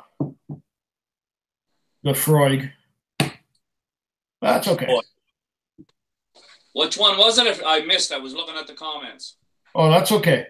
Port Charlotte 10, second limited edition. I have a few Brookladdies here. Ah. I have Port Charlotte Scottish Barley. Okay, let's see what you got. I got this one right here. I don't know. Oh, yes, I've had that one a few times, yeah. I've got a Port Charlotte PC7. Oh, baby, that's what I need. Uh-huh. I have not had that one. I've had the 10, I've had the 11, and I've had the 10 second edition. But I've not had the 7. I've heard good things about it. I'll tell you what'll be easier. I'll just move the camera. How's that? Whatever works for you. Here's what I've can you see that up there? Oh, baby. How about those? You can see them all? Okay. You need me to talk? Yes, I need you to talk, yeah. I probably shouldn't show you all of this. So when I started collecting, I started with Glenrothes. Uh-huh. And then I started with Brookladdy. Or no, probably Auchentoshan. And then the laddies. Oh, shit. How many bottles do you have approximately? The same amount you do on the back wall. Okay. The ones on the wall, those are empties. Those are gone. I don't know. I've never counted them, but... Okay, but the ones on the wall, those are empties, and some of those are still on my bar, although there are others that are not opened yet, and they're still in the packages, and they have yet to join the stuff on the wall going that way, and they will over the next while. Somebody is saying that they're going to break into my house. So I'm doing better you than me. I'm doing a screen save right now. BRW. Yeah, that's the guy. They're all... What they don't know is that all my bottles are empty as well. Lot 40 cash strength. I think that I might... No, you know what? I've got that bottle open. I have a grain here. It's G8 from the SMWS. guess what? You can't get them in BC. That's okay. You don't like them, or they're too much? They're probably too much. How much was that bottle? I bought this at Whiskey Bell's fundraiser, so I didn't pay very much for it. Okay. I bought it as it was a Heel Slayer fundraiser, so they brought 60 to 70 bottles that are half full or less, and they auctioned. They had it was $25. You got to go in there and taste them all, and then they auctioned off probably 10 or 15 bottles at the end. So, but I would say that this one here, 23-year-old, probably would have been at least $200. Yeah.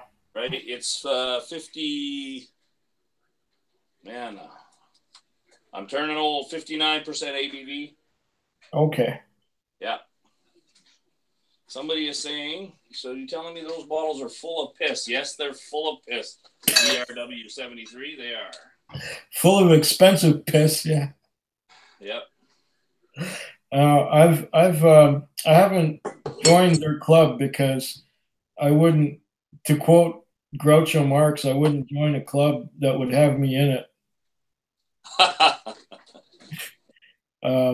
But no, I never joined their club, and there's another group or club here locally that if I was to join them, they would give me a bottle or samples of stuff that's too expensive for me to afford anyway. And I would rather buy full bottles of things that I can afford and enjoy from the beginning to the end. And I don't know. I sort of do this freestyle. I look at something that I think I like it. I'm gonna buy it and try it. There's nothing wrong. I've got so many bottles. I got so many full bottles right now that haven't popped yet. That I'm probably good until the end of the year. My favorite show to watch was when you were on vacation in the U.S. and you bought a whole bunch of those local whatever tiny little bottles, and you were opening them all up. It was fun because you were getting hammered and then hammered and then hammered. You were enjoying. I was on vacation in the U.S. Yeah, you were down in, I don't know where you were, Seattle or whatever. Oh, right. What I did was I went to this music festival down in a place called Ocean Shores, Washington. Yep. And I was buying these bottles for $8 or $9 at the local supermarket and just going to town on them. Yeah, you were enjoying them. And I just poured myself a Barter House Orphan Barrel. Barter House Orphan Barrel. Yeah, it's a 20-year-old bourbon. Ah, okay, that's one I've never heard of. Orphan Barrel is an NDP. They don't make their own whiskey, right? It's a non-distillery product, or a non-distillery non-distillery product. Okay, NAS is non-age statement, and NDS would be non-distillery statement. Yeah, okay, I got it now. Or non-distillery product, NDP. Isn't that what they say? Well, NDP would be the new Democratic Party, Canadian politics. But we don't do politics, so that's okay. I don't like politics and religion. We'd probably leave out of there. What's your favorite blend? Oh, you hit me hard there. Favorite blend? Probably Compass Box. Scotch Test Dummy just corrected us. It's non-distillery producer. So non-distillery producer. Oh, okay, fair enough. The Lost Blend from Compass Box is a good blend. Another one I like a lot is a Johnny Walker Green. Another favorite is the Cuddy Sark Prohibition Edition and Smoky Black Grouse. Oh yeah, I've got the Lost Blend here, one of my last bottles. There you go. Yeah, I like that stuff. That's good stuff. Sneerson says his is Ballantines, and is that just the regular stuff, Sneerson, or is that a age statement blend? Oh, maybe it's a 17-year-old. I haven't tried that one yet. No, one of my favorite ones, and my first master class was at the Whisky Festival here in Edmonton, which is a fundraiser for MS Society. Okay.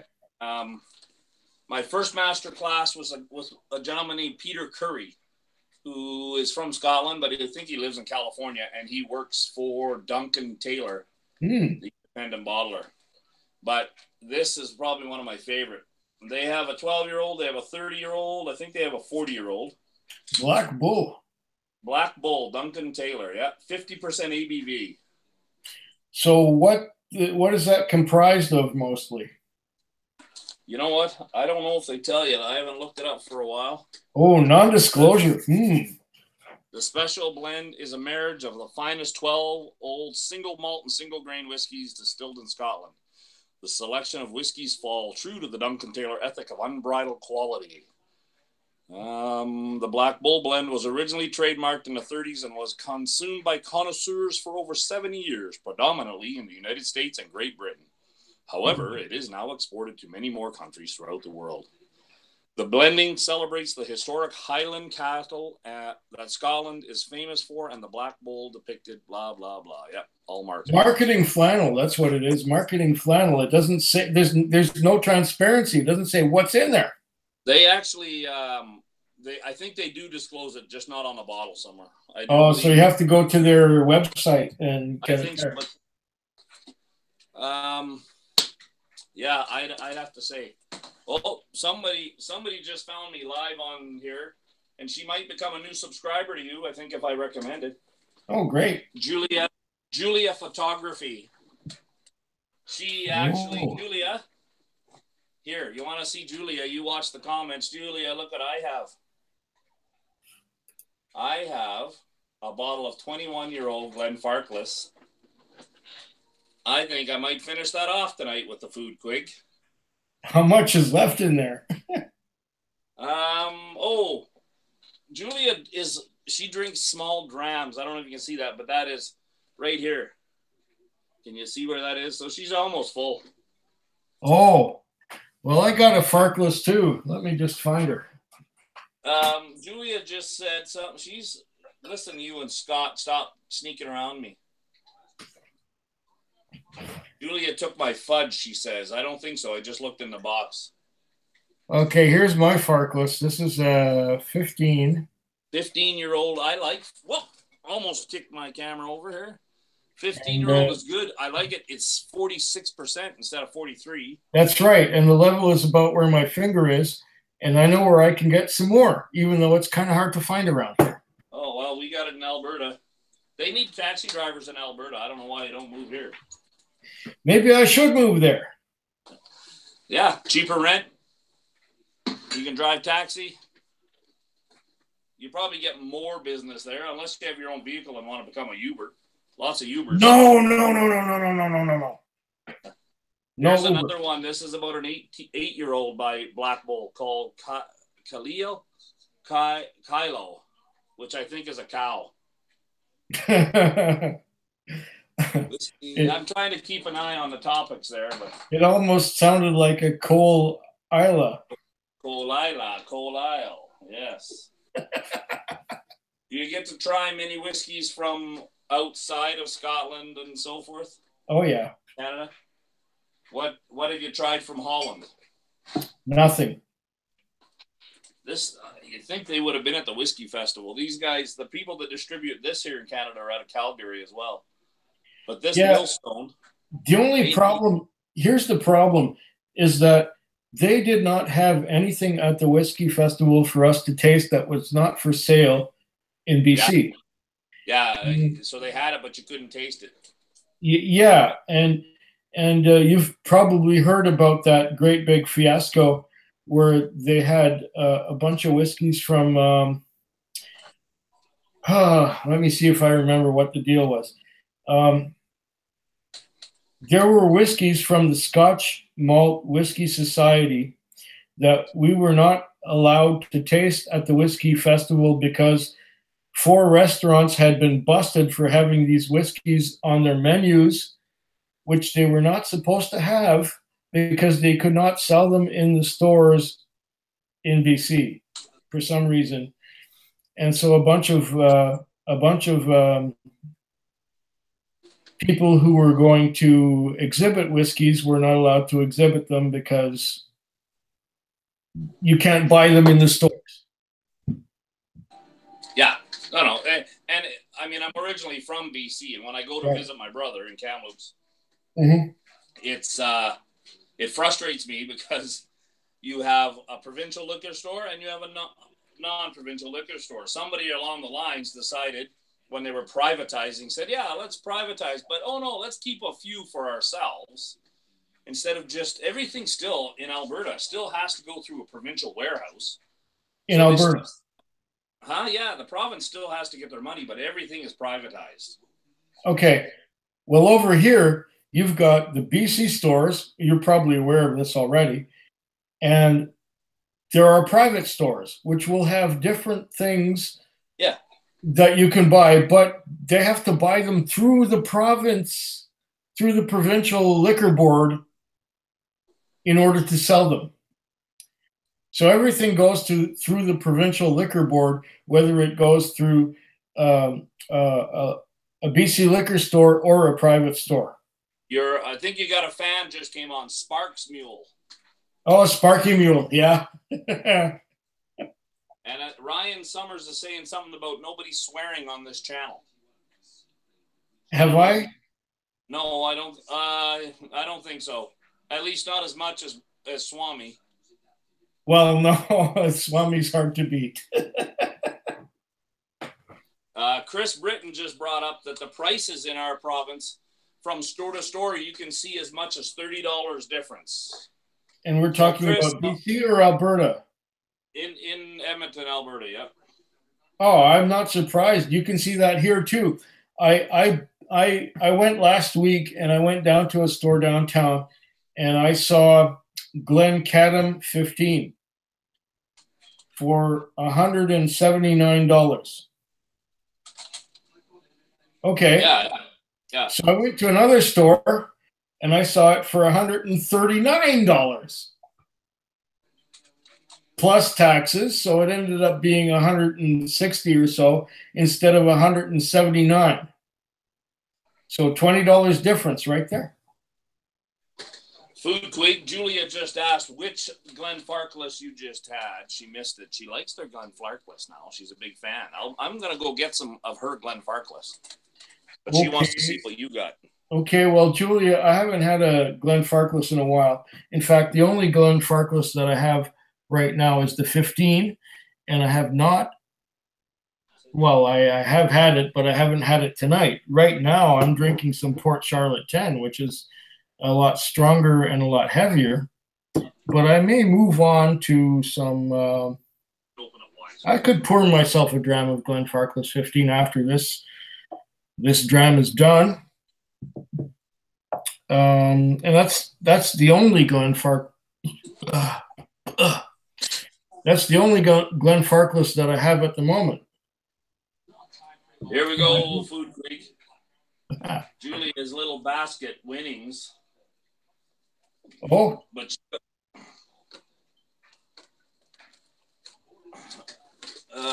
you left a stinking bow on here. Or 10-year-old or 12-year-old. 12-year-old, yeah. Yeah.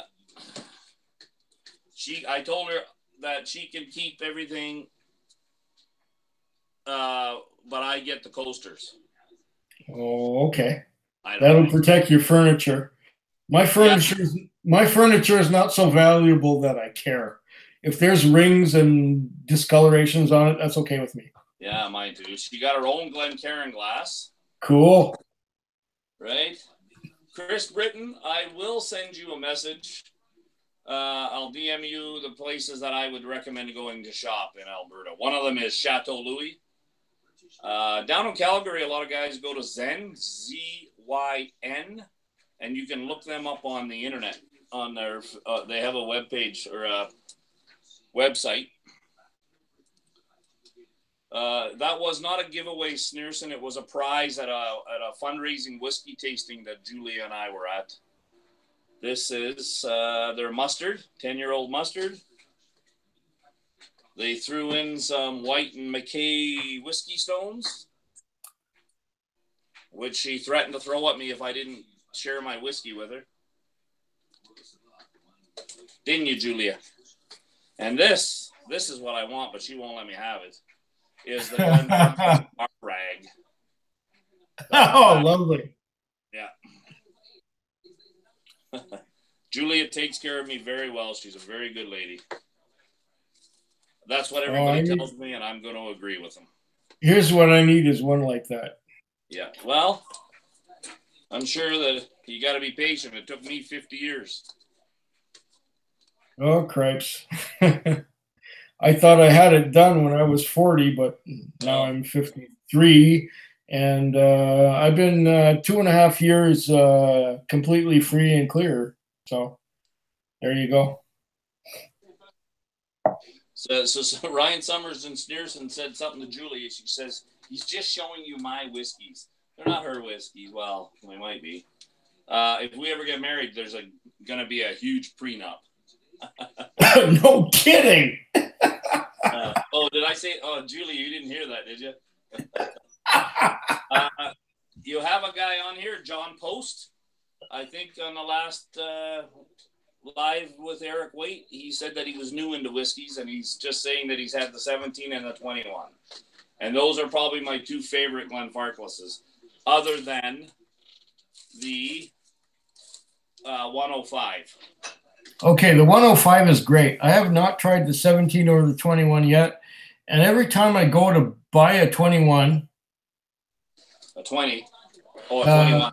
Every time I try to buy a 17, I get discouraged by the guy at the store saying, "Oh no, you don't want that. It's chill filtered. It's colored. Oh, you don't want that." And I end up going to another store and buying the 15 every time. And one of these years, I'm gonna break down and buy the 17 and actually try it and review it. Whiskey Untitled. Wally is here. Here's a Glendronach for you, Wally. Oh, there you go. That's from 2015. So you're the one that started all this here. You're saying it's a 19-year-old. It's 2014 on this print on the back of it. We don't give any Glenfarclas here. Glendronach for me tonight. Julia's drinking Glendronach. Well, Julia, look on the back of your bottle and tell me what date it said it was manufactured. There you go. Where did I do with this one here for Wally? This is the one I started drinking, didn't I? This is the 18-year-old, and this says on the back of it, Wally, it says that it's a 2013. Let me double check that. No, this is a 2014. Pardon me. My 12-year-old was a 2013. That's what it was.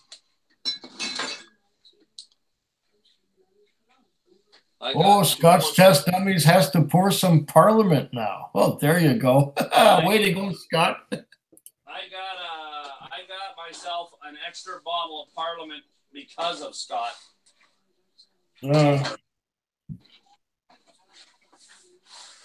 Sure, I bought another bottle. I got one right here, Scotty. That's one that I didn't get. That's one that I didn't get yet, just because the price was too damn high. Yeah, I'm sure I bought another one of those. Oh, I know why. I think it's out in my armoire. I have an armoire. That's where I put all my good whiskeys. So hold on a second here. We'll. Okay. I put the whiskeys there that I'm willing to open up right away inside this armoire here. Oh, you're going mobile and everything. Cool. Yeah. This is the armoire. Uh-oh. So there's my Parliament. I just bought these. If you get a chance, this was cheap. It's a 10-year-old American whiskey. It's aged in port. or no, Pinoy Noire, whatever. How do you say that? Oregon, an Oregon wine barrel of some sort. I don't know. No. This is batch 1, so I thought I'd give it a shot.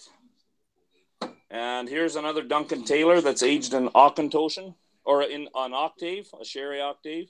Oh, I got an octave cask whiskey coming up in the near future too. Awesome. Yeah. Oh, and the other thing is I started with Glenrothes, but I find an awful lot of the independent bottlers of Glenrothes are getting some awesome ones. Wow. So, and this is the Adelphi. I don't want to unwrap that right now, but it is one of the ones that I recommend. It's too new to be a whiskey, they say. And this is the newest. It's under 3 years old, is what you're saying, right? Yeah, but it's a blend of some sort. But they're phenomenal. Well, you've got some impressive looking juice there. Yeah, I've got a problem, eh? Yeah. Don't we all have problems? This Benriach just came out. It's a 1998, 18-year-old, 57.3. There's 200. This is 670 bottles. This is bottle 234. Wow. Right. And there's another bottle of Parliament. Maybe I should check the date on this for these guys, eh? I can't see that date. Anybody see that date? Swami, I need that steampunk thing from 2015. So I can't see the comments while I'm out here, but I'm just gonna pour a Glenfarclas 15 while you're doing that. Oh, now you're gonna get Julia all excited. That's the idea. Here, I'm gonna show something to anybody out there like vodka. I got this sent to me from Ontario. We don't have it out here yet. It's called Black Cow Vodka.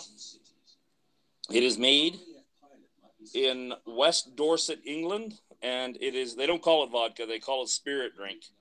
It is made from cow's milk, from the whey. Yuck. Yeah. No, they say it's really good, but I haven't opened up a bottle yet. Yuck. Yeah. I'm lactose intolerant. I can't stand it. Oh, I'm pretty sure that you'll be able to handle that. It'll be the same as people that are gluten intolerant. They can still handle the gluten in whiskey. Oh, well, maybe. Doing in there. I got a buddy that crashes here when he can't get home because he's too tired. I understand that very well. That's why I have my bed right by my chair here. Anyway, I hope I don't share too much. Well, I haven't taken my shirt off like you do, Food Quid, yet. But... So what's this? Is that bottle Wow Elijah Craig small batch? I do not have a Wow bottle, and if I could get one, I would. But down in the U.S., why would they send us up bottles of good? Yeah, but is that a bottle of Wow? Or is that their... No, that's just a small batch. Yeah, I have a bottle of that. Okay. And I also have this one, the bottle of 12 small batch. Yeah, so I have... You won't... shoot, I'll show you. What the hell? Okay. I have a lot of those bottles.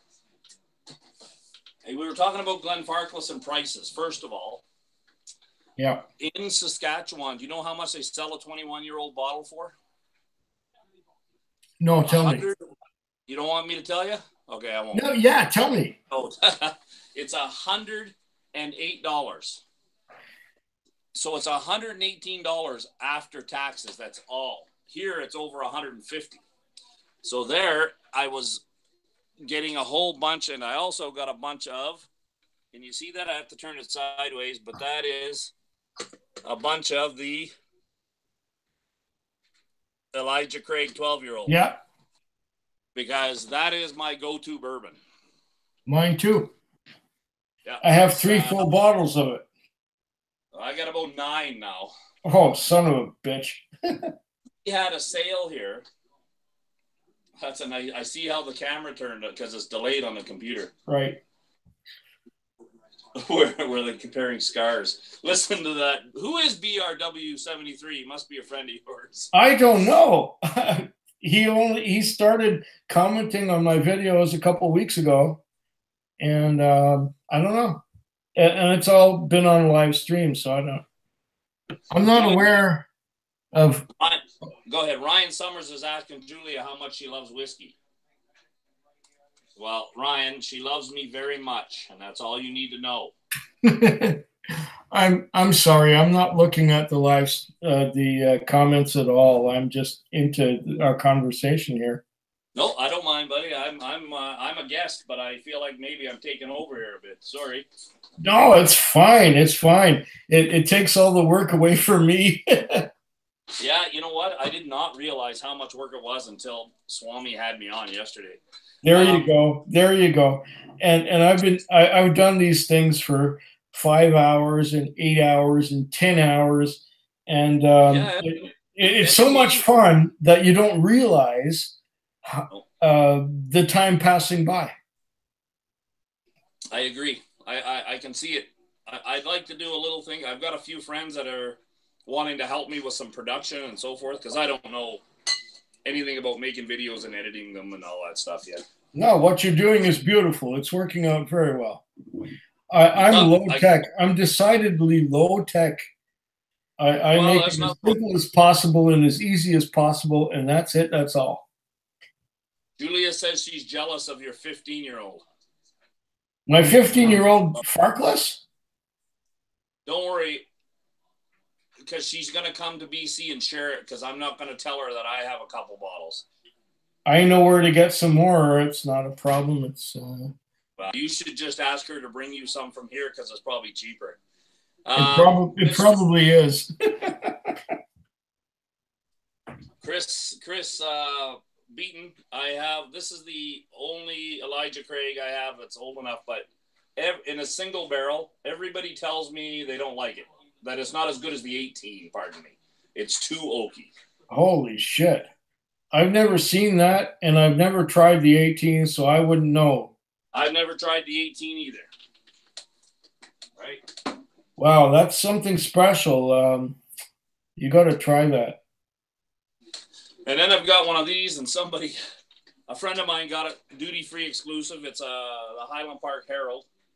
Oh. But it's only 40 ABV. 40? Yeah. And the tube came to me crushed. Fortunately, the tube protected the lid, and it just kind of cracked the seal. Are you sure it's not a fake? It is not a fake. I know the guy that picked it. He actually works out here, but he lives in London. Okay. Well, he was dating a Canadian girl, and they're having a baby now, so now he's going to be here. Congratulations, whoever you are. Yes, he's a nice fella. Very nice guy. I'm trying to figure out things. You like Compass Box much there, Food Quig? Very much. You know what I like? I like Compass Box, and I like I like High West, because I kind of consider the guy that originally owned and started High West to be a lot like Mr. Glasser. So what you're saying is that he's like a bit of a rebel and a bit of a maverick when it comes to producing whiskey? Well, have you ever had High West Campfire? No. High West Campfire is Scotch, bourbon, and rye blended together. Ah. Right? So the High West, I mean, in the beginning, they were a non-distillery. What was that, Scott? A non-distillery producer?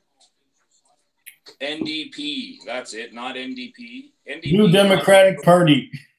No, but yeah, I keep forgetting. I don't know why that screws me up. Sometimes I feel like Bart, and sometimes, well, a non-distillery statement, NDS. Yeah. Okay. Anyway, I like what High West has done.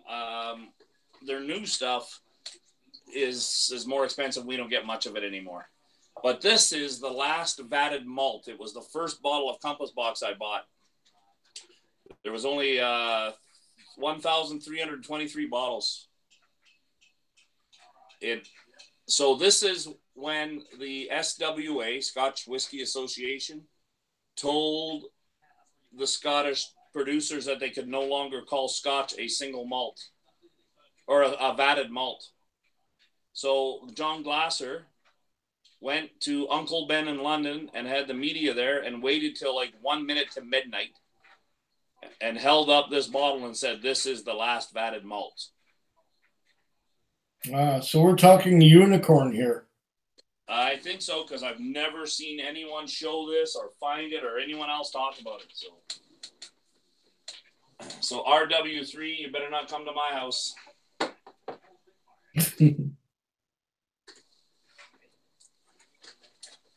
What are they talking about? Eric Waite's here. Good evening, sinners and saints. I think he's talking to you, buddy. I'm sure he is.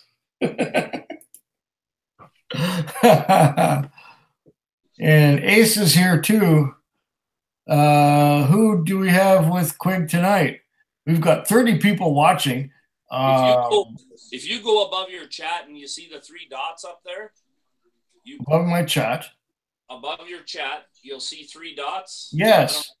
You press on that, and then it says participants. Yes. You can click on that, and that tells you everybody that's watching you right now. BRW73, Chris Beaton, Don Holland, Eric Waite, myself, Julia Photography, Ryan Summers, Scotch Test Dummies, Sneerson, Sriracha Ace, and the Whiskey Scout. And it does not scroll down beyond that. So yeah, there's got to be more than that, but that's all it. Yeah, that's what it showed me. Those are the ones that are participating, as in maybe that's ones that actually have commented. What is your class? And Ace says, "I've had a few drams already." You're not the only one, pal. And this is what's in my glass, Julia. 20-year-old Barterhouse bourbon. Wonderful. I'm just using that to wash out my glass so I can put some Glenfarclas 21-year-old. And I got a Farkless 15 going on here. And, well, I might have something after that for sure. Sure you will. You don't have to work for 20 hours. Is it 20 hours? Well, let's see now. 3 hours and 12 hours. And so that's 15 hours and another 6. So 15 and 6, 21 hours. Yeah, I don't have to work for 21 more hours. Very good. Eric Waite, you enjoyed the show today, didn't you there, Food Quig?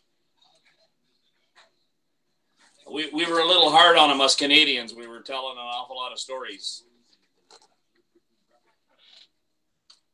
Oh, I enjoyed Eric Waite's show. And if I could contribute anything positive to it, I'm humbled to do so. You have to. Eric Waite is saying you have to change the chat box from top chat to participants to see whoever is in your group when those who are not currently chatting. So okay, you have to chat box from. Fair enough. My vision is starting to get blurry, but that's okay.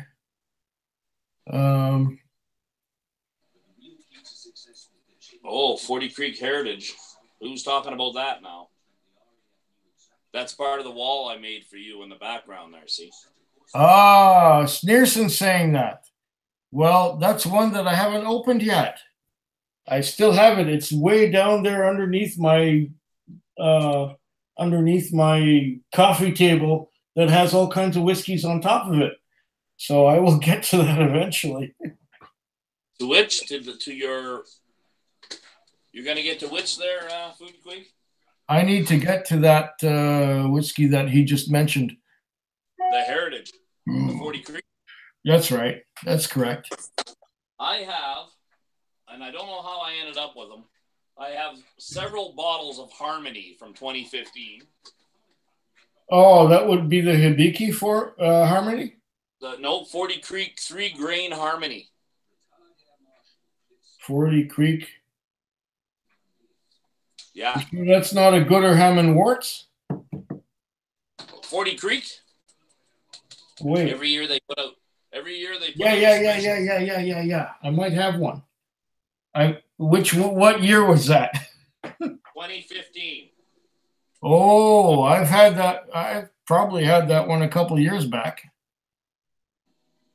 Yes, I have had it, if I recall. Yeah, I've got. Did you ever have the Heart of Gold? No, that's one that I've never tried. This one was brought by a lady who I'm not friends with anymore because she got a little weird.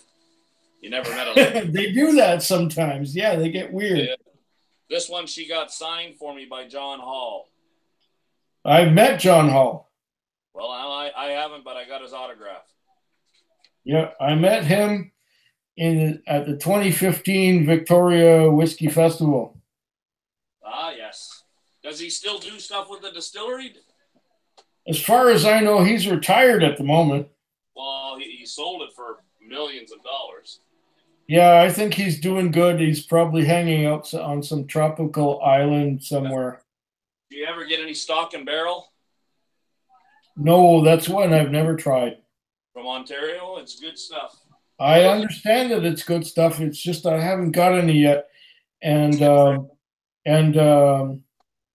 Rob Whiskey in the Six has mentioned that he could send it, he could forward it to me, but I never bit the bullet for that one. I will eventually get to try some, but at the moment I haven't done so yet. Ace is talking about some Willet Rye, 3-year-old. Oh. I don't have any Willet Rye. I had some at one point, but I forget what happened to it. Scott's talking about all the sherry finishes. I think Bart's trying to convert them to peat. Well, Bart should convert them to peat, I think. Oh, you and Bart should have your own live show separately. And I think me and Bart, we have such similar palates and such similar tastes that we got to get together and have a Quig and Bart show. The Bart and Quig show, or a Bart and Quig show, whatever. Yeah, he's more popular than I am. Sure, why not? Scott just said the horror. It would be funny. You could both sit there with your shirts off. The horror, he said. Oh my goodness. Have I missed that? And he said he picked up some Yellowstone. Limited 17 this week would have been my whiskey of the year had I bought it last year. What is Yellowstone there, Ace? Eric Waite's going to bed. Well, good night, Eric Waite. It's been good to share an afternoon and an evening with you. Scott meant that it was the horror if he had to switch to peat and peat alone. For Pete's sake. Well, I've done the peat thing. I've done all the way through the peat thing, and now I'm on this stuff, which is a sherry bomb, more or less. At this point, it doesn't matter.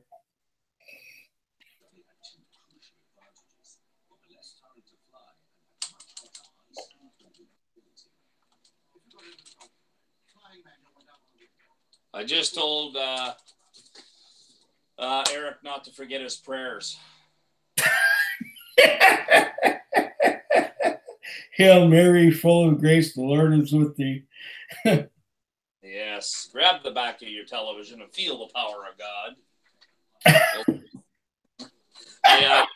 I back in high school, I worked in and managed a comic book shop for a while. It's thus one of the areas that I started getting into this part. Scott, what does Bart call it? Because you have the collecting bug. I forget the term he uses. So in the comic book shop, I started collecting comic books. But down the hallway this was out east, was the New Brunswick theater group of some sort. And one of them, one day they were practicing a play, and one of the guys was in the role of being an evangelizer preacher, And he wouldn't come out of character. He was in a comic shop blessing people and putting his hand on their forehead, and just one of the owners almost had to take him out and tell him to bug off. But he was in the role. Que That was le about bon Dieu vous bénisse. Que le oh, bon Dieu vous bénisse. I'm oh yeah. sorry, I'm not saying it very well because I'm drunk, but you know, that's how it is. You grew up in you were in Montreal. I forgot. Yeah. That's right. I grew up in Montreal and we had some of that. You know, the first time I went to school, we even had nuns. Yeah, my mom told me about that. She was actually Anglican, and I don't believe they have nuns, but No, she had to go to a Catholic school, so it was closer, and that's where the nuns would strap her because she was left-handed and possessed by the devil. well, I only went to kindergarten in the French school where they had nuns, but I remember one time when it was springtime or the beginning of springtime, and there was ice floating around on the water, and we would jump around on the ice, and I fell in the water, in the icy cold water, and these nuns took me into their sanctorium or whatever it was, and they stripped me down and gave me some black tights to wear while my clothes were being dried. Julia's got to get back to the real world. They Oh, stripped you. sorry about that. Don't worry, she's heard worse. She was on the Swami show yesterday. So they made you stand around naked while your clothes were drying? No, they gave me some black tights to wear. Oh my Lord.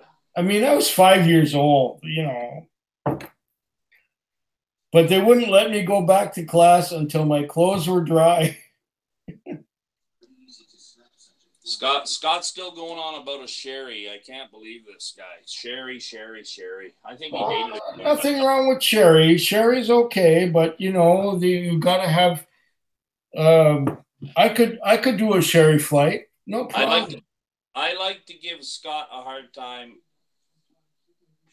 Well, and I give Bart a hard time too, but Bart is never around. But you give Scott a hard time for different reasons why you do give Bart a hard time, right? Yeah, and I like it when they give it hard. No, sorry, I got to say that the wrong way. Those guys got some good innuendos, don't you? They make me laugh my freaking head off. No, you're just grinding their gears a little bit. Yeah, I'm in construction. I work in construction, and trust me, I'm biting my tongue as much as I can half the time. I worked in construction long time ago myself. I was like a concrete inspector for all those overpasses, overpasses in Montreal and stuff. So how did you? You were an inspector, so are you an engineer? No, I was a geologist. A geologist. Yep. And why don't you do that anymore? Well, because when I first started out being a geologist after I graduated from university, there were a lot of jobs the first year I graduated, and everybody found work. But the next year, there was no work anymore because the price of minerals went down, and they were not looking for places to mine minerals anymore. So, sorry to interrupt you, but Sneerson says, "Good thing they didn't send you back to the class with the tights on." No, they let my clothes dry, and then when my clothes were dry, I could go back to the class. Yeah. But did you actually want to take the tights off, or did you want to wear them when you got your clothes back? I was 5 years old. I don't remember. Sneerson says I should lose my hat. I just switched from this hat because we started talking to Bart. I thought I have two hats here. I thought I'd do a costume change.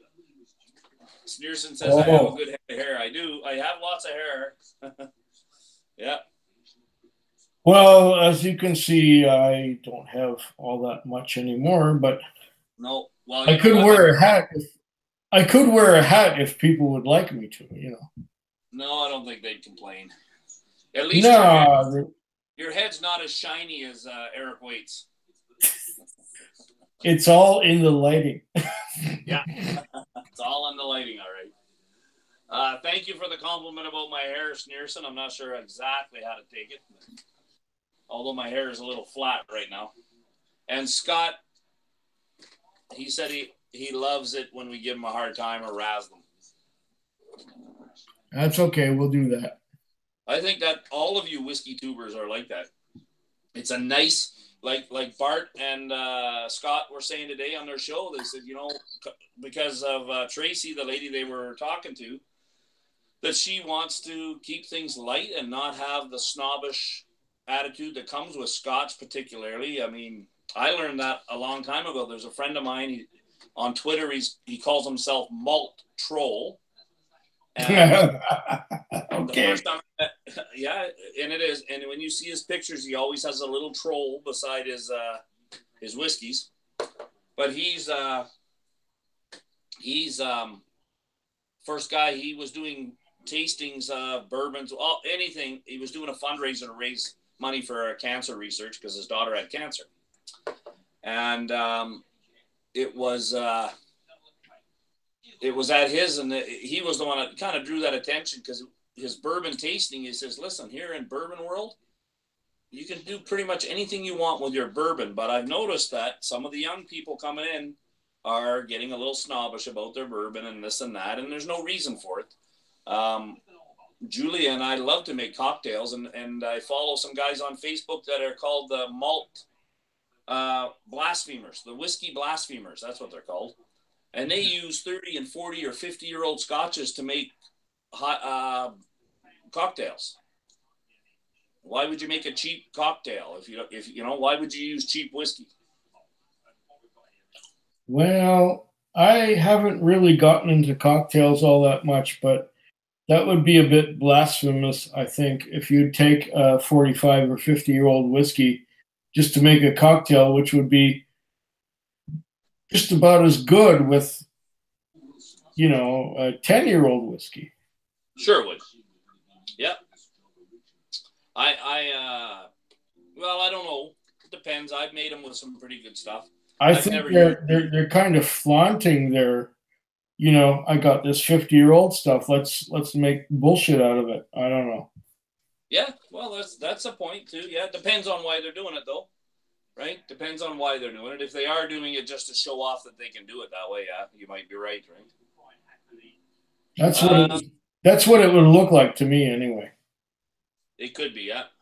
Sneerson says, you looked good in a toque. You look tough. Who, me? Yeah. Excuse me a moment while I get some more water. Didn't you bring 2 glasses? Yeah, the second one's almost empty now. Holy mother of Lord. How do you drink that water like that? I'd probably make a water bed at night. Well, I got to piss too, and that's to get rid of the whiskey. I'll be right back.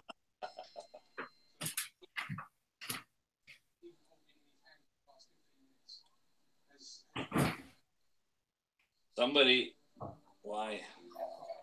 Is everybody behaving on the chat? That's a question I should be asking. We don't have a monitor.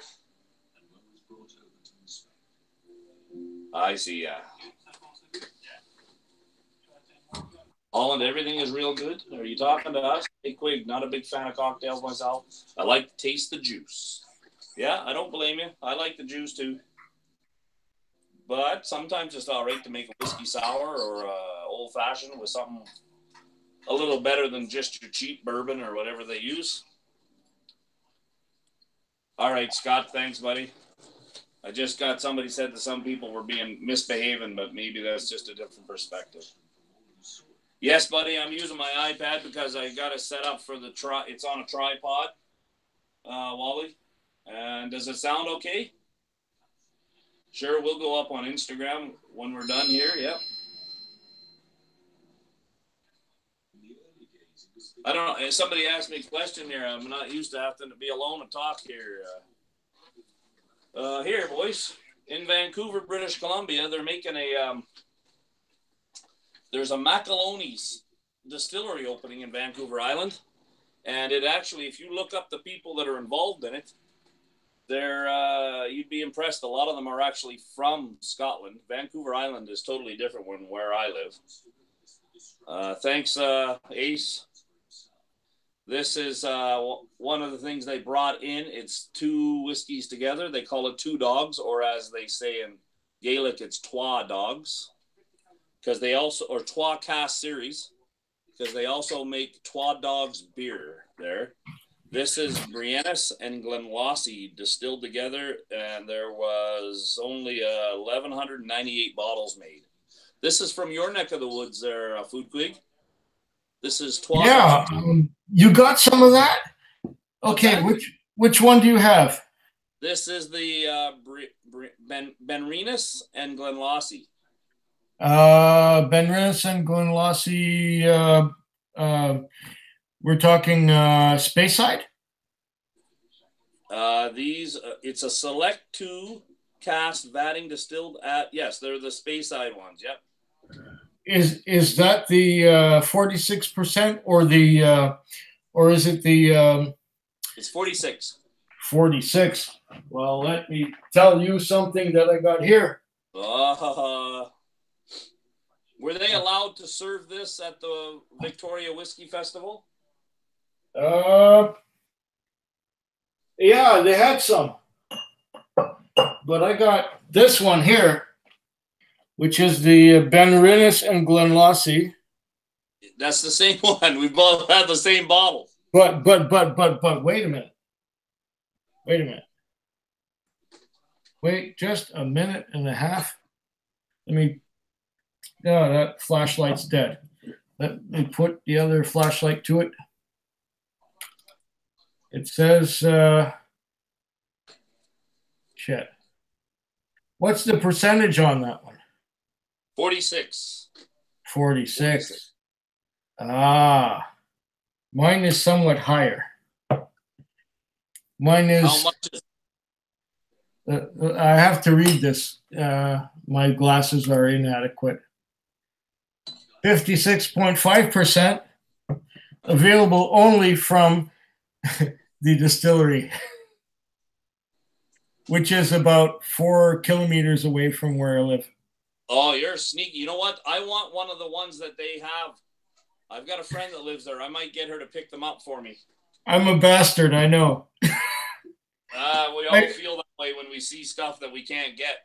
But I believe I have the same. I believe I have the same one that you have.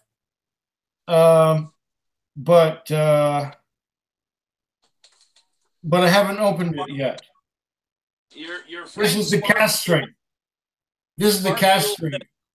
That's cast strength. Yeah, I'm gonna have to give Andrew a call. Oh, it's good stuff.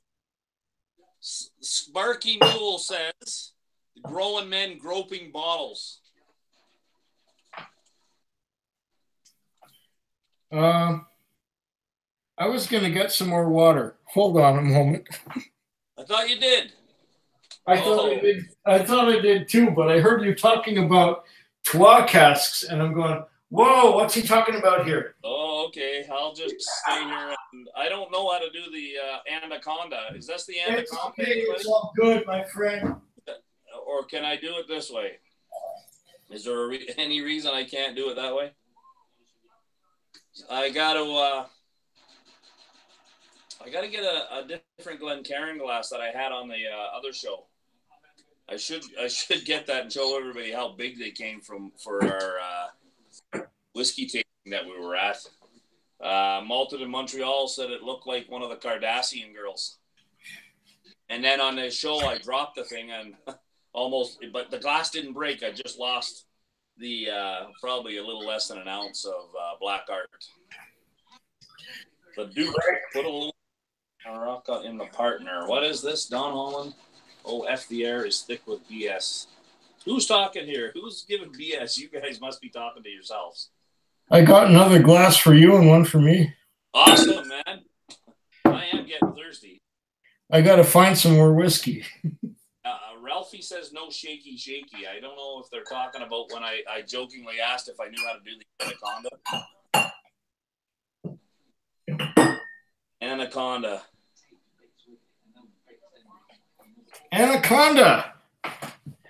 Well, I do it this way, but that was how I was taught by a sommelier, and you've got the whole rah rah. You can talk about sommelier all you want, but oh, I don't mind them, but it's again, if you meet one that's like Eric Waite, I don't mind Eric Waite, but some of them are so they're not as educated, or probably have as far along as say someone like Eric Waite, so they think that I'm a level 2 sommelier, and they treat everybody else like they're idiots. no, Eric Waite's cool. No, I like Eric. I don't know from some sommelier. It's sommelier. It's not sommelier. It's sommelier. Sommelier in French, yes. But that's only because I spoke French when I was a kid. But so let me find some. But really, a sommelier was just a butler. Yeah, and telling you drink this, drink that. If you go to the etymology.com, like Eric Waite told me, and I looked up sommelier, it's just another word for a butler, but in French, I think it slightly different word than they used. It was a bottle butler, the butler of the bottle. Yeah. Well, since you mentioned this guy here, the open your gas strength. Benris and Glenlossie. I'm gonna go get a clean glass. I'm going to pour one of these. Yeah, you sneaky. Yes. But that's only because the distillery is right near where I live, and I can just go there and get some. Which I did. 3, yes, ace. I think he is. I think he might even be higher than that, but he's a nice guy. I don't have a problem with him at all. As long as they're nice guys, they can be any level they want. It's all right. Eric isn't trying to hold his knowledge over you. He's trying to share it with you. And I like that. The same with Bart and Scott and almost everybody. I'm talking about local people here that I've met that have taken sommelier courses that are a little, they think that they've got some knowledge that the rest of people don't at a tasting. And okay, well, I'll tell you something candidly. I've never taken any of these courses myself. If anything, I'm self-taught. And I will teach myself as I keep on going and enjoy stuff that I like. And if I don't like something, I'll tell you. That's right. Yep. You're very honest. So is Swami, malted Montreal. So is Charles, drinking caveman. So is Whiskey Untitled, Wally. That must be Wally. Whiskey Untitled is Wally, right? Yes. Scotch and Sniff. Scotch and Sniff. That's right. Yeah. But okay, so I get confused when they come on as Whiskey Untitled. That must be Charles that's on there today. It's right? Charles and Wally, yeah. Yeah. Yeah. But he's on here. He's watching, or he was. So. He was watching my channel? Oh my goodness. Yeah, he was commenting right away here. Holy, let me look back on what's going on here. He's still here. He's still here. We got 23 watching right now. Yeah, is that good? That's great. After all this time, we've been on for a while, haven't we? 2 hours. It says 2 hours, but yeah, that's wonderful. Well, you know what? You know what people like about these shows, yours and everything, depending, is that they like to watch people having conversations and having a good time. Yeah. I've watched other YouTubers. They're not talking about topics that I like, but the way they present things and whatnot, I find it enjoyable sometimes, right? And I gain a little knowledge. Yeah, and if we can impart just a little bit of knowledge towards people, that'll be great, That's all you're doing, yeah. Scott just asked you a question. I'm seeing double. Does that count as two? Wait, Scott. Wait, Scott. Wait. Scott says dummies. Okay, it says here, I'm seeing double. Does that count as 2? No, Scott. That counts as 4.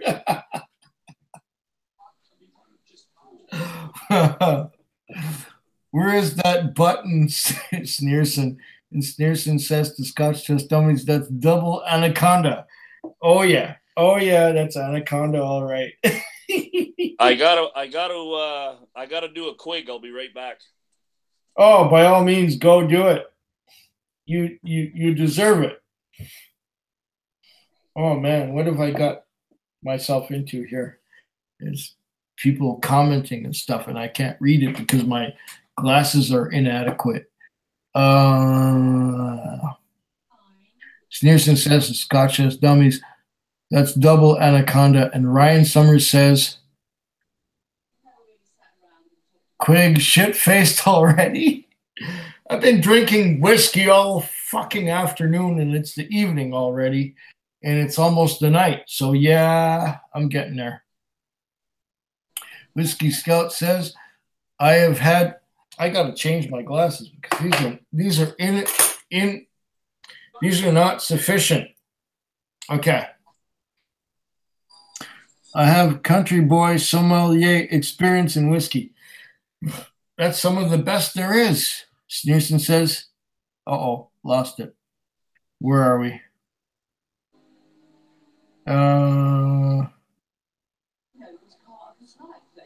Where is the button, Sneerson? Shit-faced. Oh, fuck. I'm half shit-faced. Well, way to go, Sneerson. And Ace is saying he thinks he's a G, or whatever that means. Don Holland says, Ryan, last week was so much fun. Cheddar cheese me, says Ace. What next to poor? And Don Holland says, I am cheap, drunk, quality over quantity. Okay. Sneerson says, country boy moonshine. Well, I got some of this. This is the Ben Rinnes and Glenlossie Speyside blend from the local distillery, which I was surprised to see that he had over there in Alberta.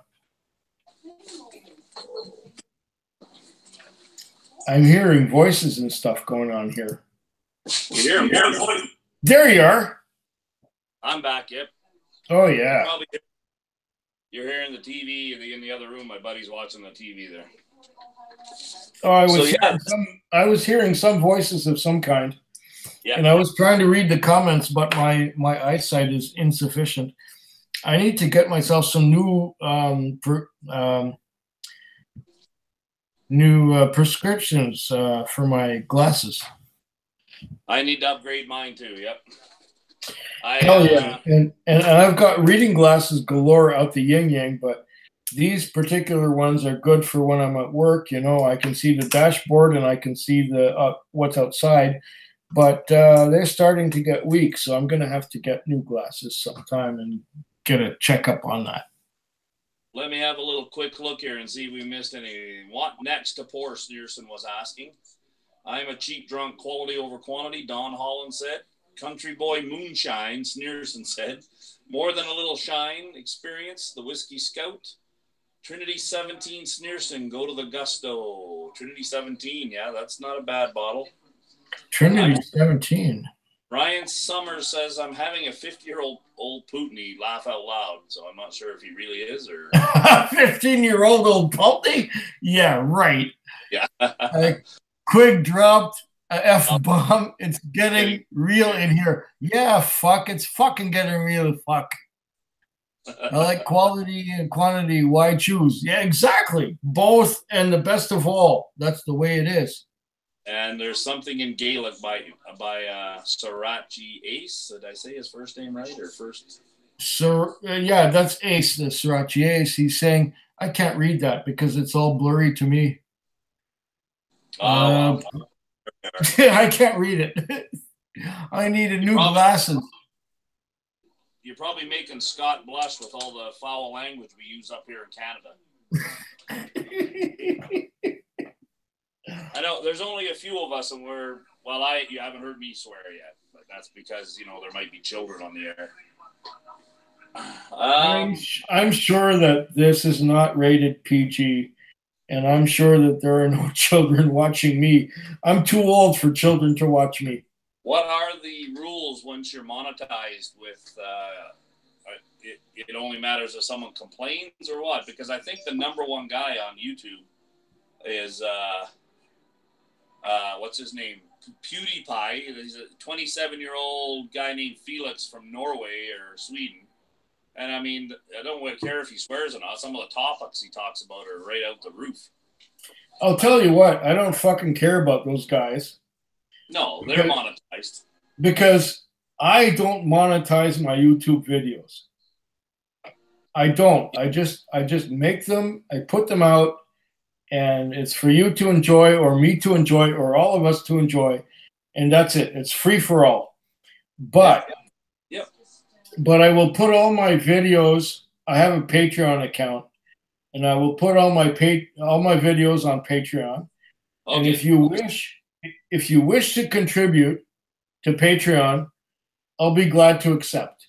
But if you don't wish to contribute, that's fine too. I've only got 4 patrons right now, right? You know, that's it. 4 patrons, and they've been. Patreon is separate from YouTube. They're not the same company. Exactly, and the people who contribute on Patreon are good to me, and I'm happy for that. But YouTube, I've never monetized YouTube, and I really don't wish to because I do not want to see any advertisement on my channel. That's it. That's all. Oh, okay. So you don't, if you're not monetized, you don't have advertisements. Correct. If I was to I can't monetize yet because I don't have 1,000 subscribers on this channel, but on another channel I have like 1,600 subscribers, but I've never monetized anything on there. So when this gets to 1,000 subscribers, I might monetize. I might not. I don't know. But I just put my stuff on Patreon, and if people want to patronize me, by all means, you know, make it cheaper for me to get whiskey. But I don't really need it, and I don't really expect it. I just put it on there because people have asked me to make a Patreon account, so I did it. Yeah, that's good. I didn't know you had one. You don't even talk about it, so that's also good. That's right. I don't mention it much, but if you look at my videos, on the bottom of the video in the what do you call it? In the description, I put down, you know, patreon.com/foodquig. And, you know, you can go there if you want. And if you wish to be a patron of the Food Quick channel, by all means, I invite it. But if you don't want to, that's fine too. I don't care. It's all right. You don't have to. You're not interested in trying to pressure people into stuff. Don Hall. Hell no. Pressure is not the thing for me because I don't like being pressured either. So why would I inflict upon someone something that I don't want for myself? That's right. I just got asked by Don Holland what Craig Elliott. Is it Craig Ellis? How do you pronounce Craig Elliott. Craig Elliott. It's a 17-year-old, and I said, "Oh, nice." I've only had the 13. I've never tried the 17-year-old. Craig Elliott. Wow. Nice. Somebody, the guy I bought this in Canmore, Alberta. That's right in the mountains. Said that the Whiskey Advocates Whiskey of the Year in 2013, but I thought it was the 17 to 31. Oh no, it's not a 31-year-old. No, this is the 17. Yeah, Craig Ellis. Yeah. And I believe this is what I was told. I haven't looked it up myself, and I like to have accurate knowledge out there. Is that it was 2014's Whiskey Advocates Whiskey of the Year. So out here we have Wine and Beyond and Liquor Depots. So Wine and Beyond is the same as the big corporate liquor stores they have in some of the United States. And they had a big holiday blowout, and they were selling whiskey at cost because they went through 4 CEOs last year, I was told. Scott's test dummy says he thought it was a 23-year-old, and you guys might be right. I would have to look it up, and maybe the guy was just saying that distillery was the whiskey of the year, and I assume that it was that year of that distillery. Well, I'll tell you what. I've had the Craig Elliott 13. Yes, so have I. A couple of times, couple of years ago, and I found it to be a marvelous little whiskey. I do. I agree. I have not tried the 17 or any other Craigellachie, but I can imagine that it will be better than the 13 if it's 17 years old. And Scott says he's not sure enough to bet on it, but I bet you Bart was saying that he'd bet on it. I bet you Bart takes more risks, doesn't he, Scott? Let's be honest.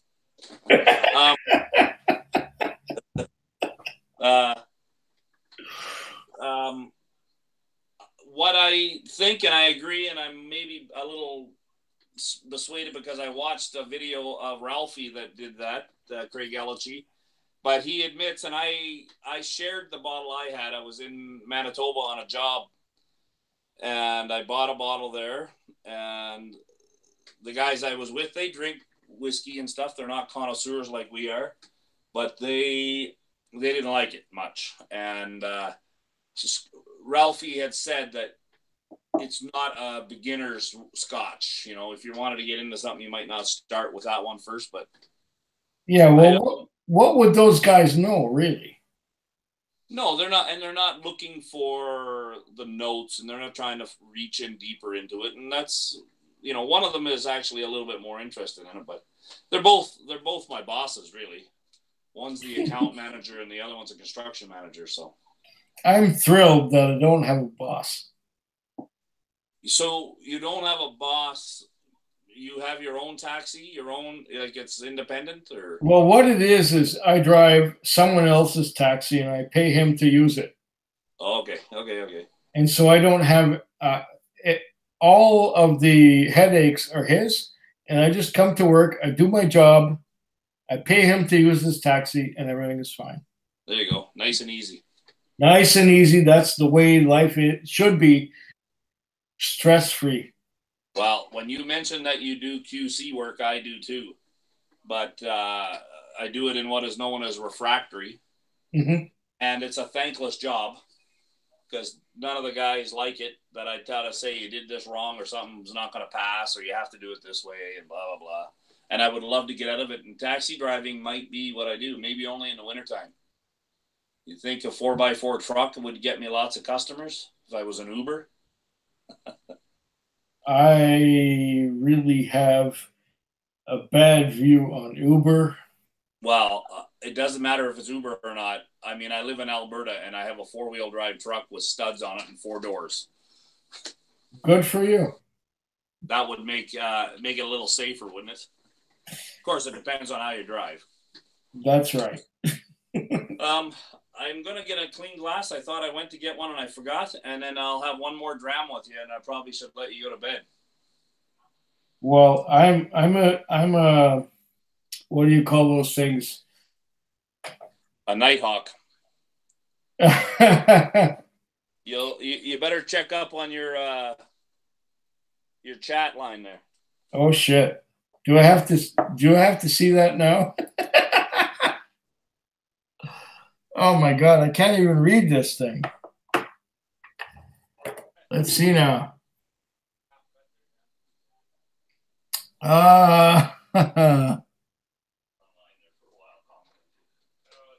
Scotch test dummies. I'm out, guys and gals. Later, Food Quig and Whiskey Untitled. Yeah, dummies. Have a good night. Later, Scotch test dummies. Everyone have a nice night. Yeah. See you later, Scott. Later, Scott. Later, Scott. Later, Scott. Have a good night. Woo! Whoa, that was well brought up. Yes, I was. Oh, I have 2 Glengarrans here. How did you do that? How did I do that? Because look at the size of this one and look at the size of this one. Aren't they the same? No. Oh. So one is a regular Glencairn and one is not a regular Glencairn. That's an official Glencairn. You know what I'm saying. Here, the people that ordered it from a bartending supply place in Ontario, and they sent them these ones. They actually said that they were smaller than a regular Glencairn, but as you can tell, they're not. So somehow they said this is a Canadian Glencairn, and it slipped off the desk the other day and spilt my black art, but did not break. So there's a Canadian version and a Scottish version, correct? No, they just stole the shape and copied it and made this big monster. Swami called it the Cardassian version of a Glencairn.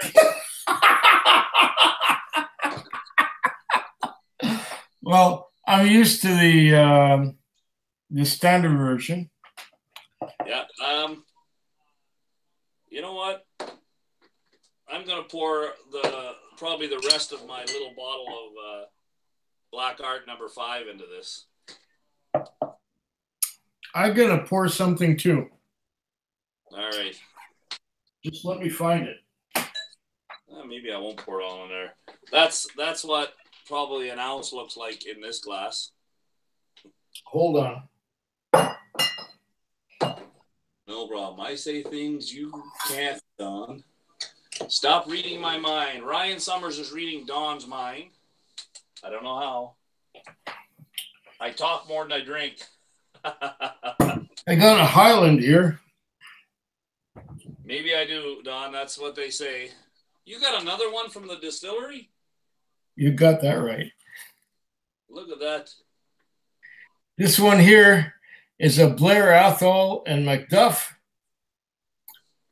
This is a Highland blended malt Scotch whiskey from the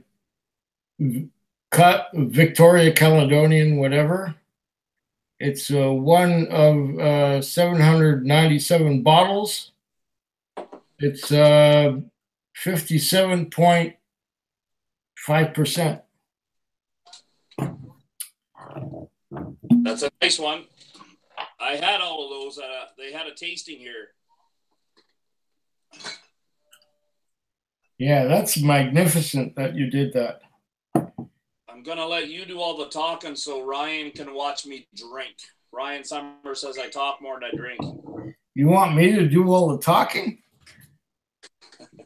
With my slurred speech and everything. Yeah, but you slur much better than I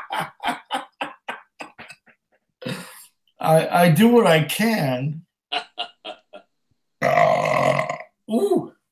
And Sparky just poured some Dickel. Dickel rye? Dickel rye, yeah.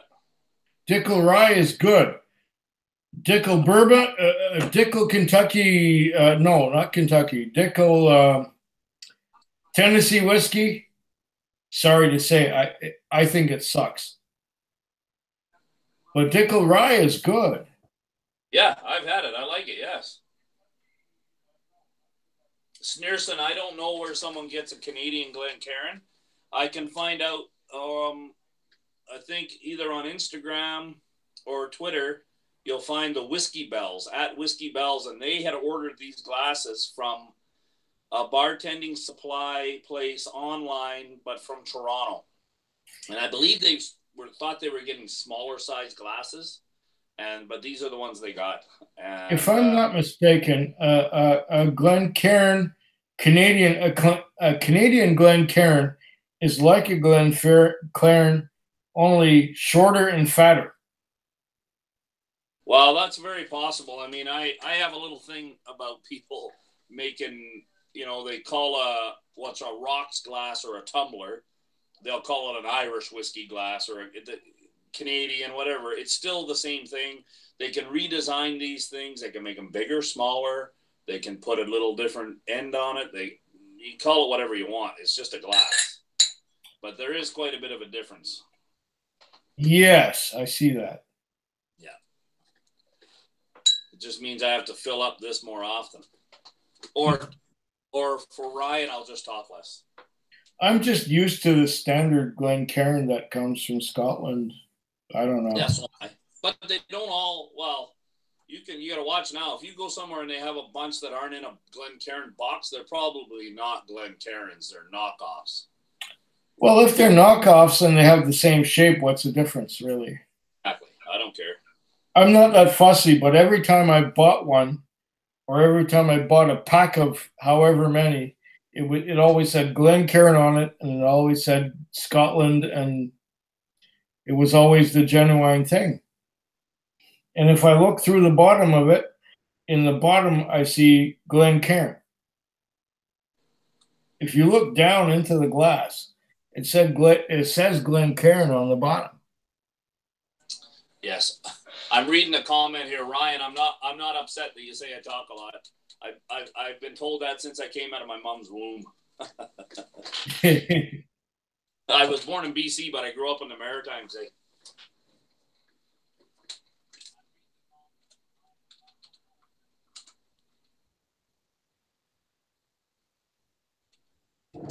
I think Ryan's a good buddy as well. Absolutely. I'll drink to that. Yeah, let's have a drink. Let's have a moment of silence for Ryan while we drink. A moment of silence.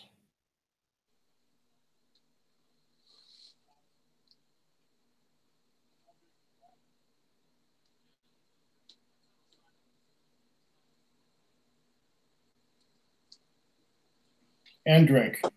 And drink, yeah.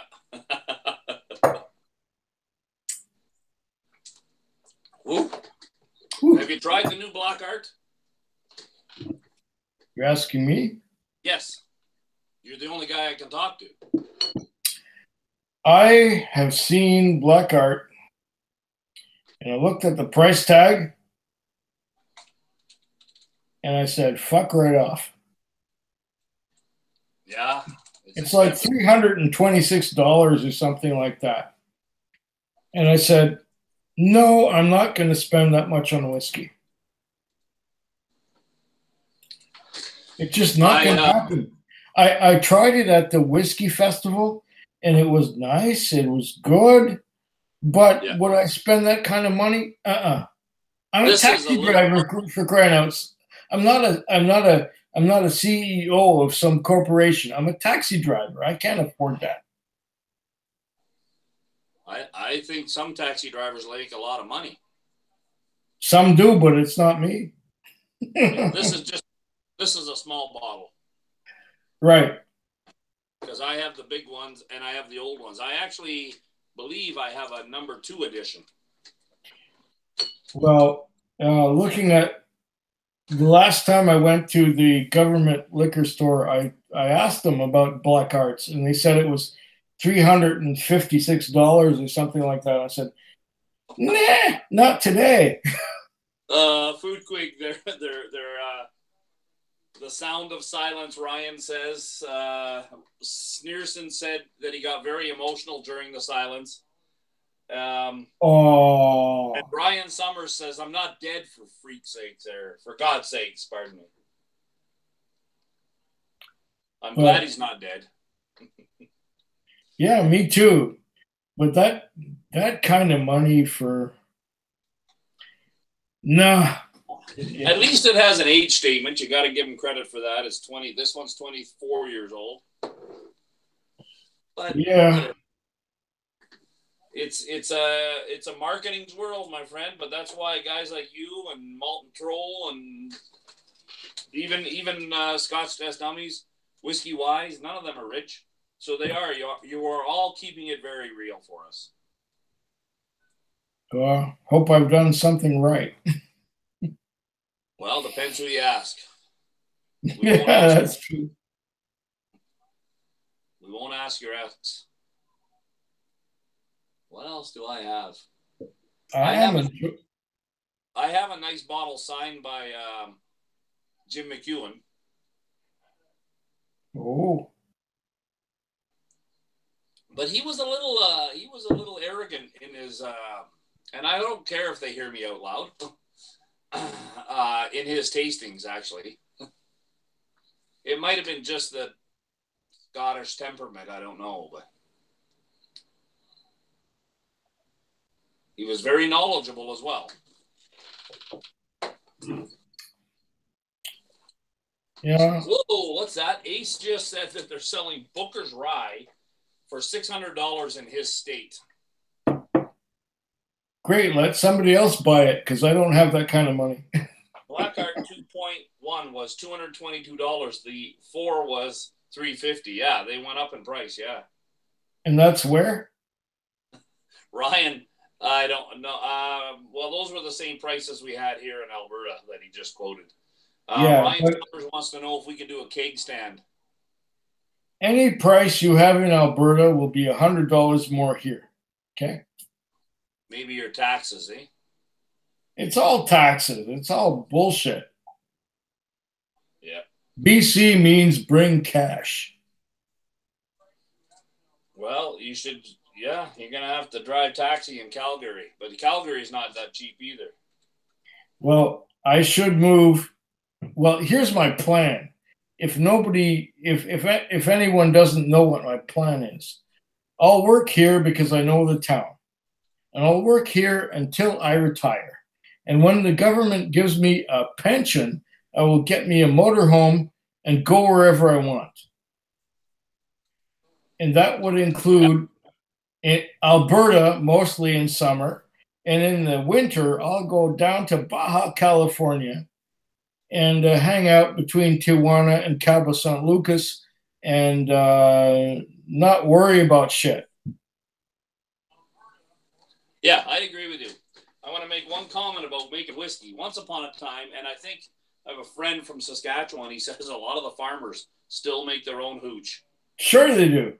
Especially way up north, they make their own hooch, man. Absolutely. And if you have the ability to do that, and if we lived in a world where each one of us sustained ourselves, build your own home, make your own clothes, yada, yada, yada, we would make our own whiskey. And sure, we'd have some crap that we would drink, you know, to keep us going maybe through the cold winters or whatever area you live in. For sure. Something that we learn to be our own cooper, and we'd make our own beautiful piece of wood barrel, and we age our own stuff for however long we wanted it. I agree with a Sparky Mule. No whiskey's worth $400, but hell no. There are people out there that are crazy. They pay it twice that amount just to have something that they can tell their friends nobody else has. Now that's the mentality that completely goes against my grain. I don't have to have something that nobody else has. I just have to have something that I can enjoy. So Chris Beaton is saying that Jim McEwen left Brooklady to open up his own distillery, Ardnaho Distillery. Chris, where is that located? Do you know what area of Scotland that's going to be in? Sneerson, I appreciate a good buzz at the beginning of the day. I don't know about the end of the day. Good buzzes are what it's about. And here it says, Quig, do you need a snack? Here?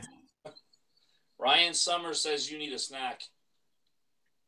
And Ace says, meet up in Bardstown. I need a snack. I don't know. What should I do for a snack? Should I get I don't know. Should I get some olives or pickles or something? Hey, I got some locally made pickles from the Hutterites here. I should get some. Now you got me thinking about it. Oh, my goodness. Well, I got some kosher dills back in the kitchen there. Maybe I'll cut one up and get some some olives and stuff. There you go. If you just hold on a minute, I'll get me some kosher dill pickles and some manzanilla olives. Yeah. Okay. I'll keep your followers very happy. Hey, nice dance. Where'd you learn that? I got a piss too, so there you go. Oh my God. How many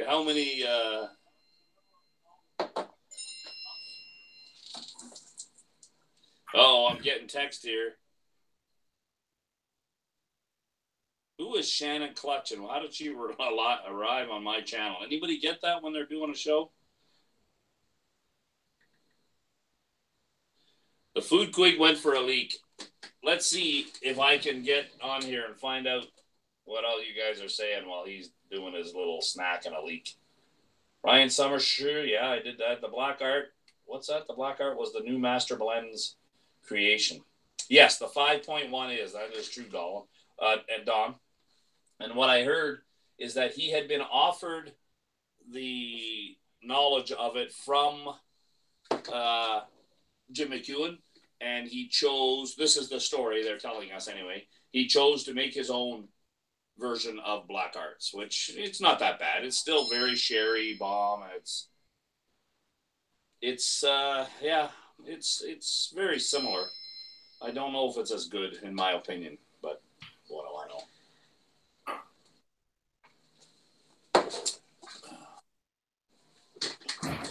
Now where are we going here? Yes, pickles and olives. I don't have any olives. I have pickles. Quig looks like he might collapse. Yeah, he had a little bit of a slip there. I think he was just dancing. Black Arts 2.1. No clue. A guy mentioned Bricklady YouTube channel, Whiskey Throttle, apparently on. On Ilea Lila. I know some people from Calgary, Alberta there, Chris, that are they're opening their own distillery. Well, I'm sure they have partners of some sort in Edinburgh. Ryan, I think there should be a law. You're not allowed to watch Food Quig's channel unless you're drunk or at least buzzed. I do not gas. I have thought about it, and at one of the stores, Whiskey or Cake and Cork, they do sell, and it's for the wine people. The little what is the gas they use again? Argon gas. It's in a little spray bottle, and you just put it in a bottle with a little rubber tube and spray. I don't open all the bottles. Like when I went out, if you saw in my armoire there, that's the whiskey armoire. Those are the ones I'll open. Whiskey lasts, 6 months to a year? I've opened some whiskeys and not liked them and then come back a month later and I enjoy them.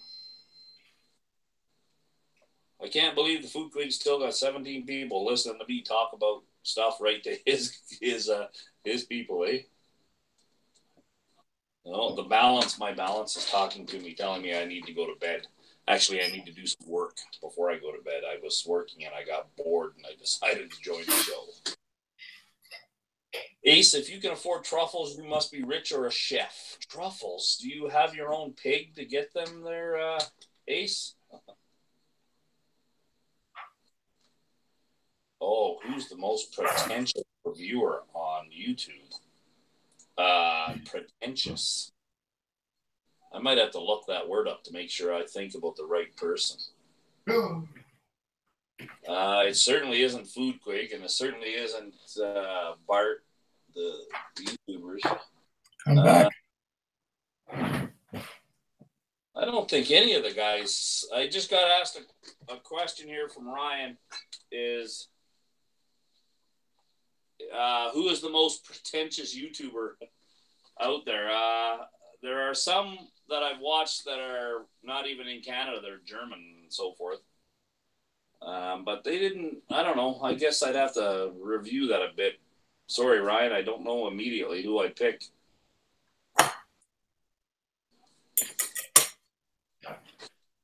All right, Chris, check that. Where should you go to buy whiskey, Sneerson? Chateau Louis is the cheapest one in town. Some of his prices will be higher once in a while, but it'll only be like by $5. The thing to know about Chateau Louis, which is down near where the Edmonton used to have a downtown airport. It's across from the Air Museum. And it is all the prices you see at Chateau Louis on shelves include the tax. So you may be somewhere else and it might look $5 cheaper, but it probably isn't. And the guys to talk to there, all of the staff are pretty informative, but usually if you go there, say in the early morning and the afternoon, would be Mike or Adam. Adam's the manager. Whiskey Scout just said good night there, Swami. Or Swami. That was that last night. You're the food queen. Sorry. Oh, good night, Scout.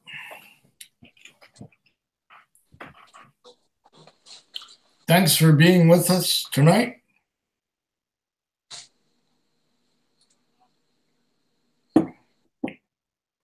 I just got myself some pickles and olives and stuff and things to snack on while doing this.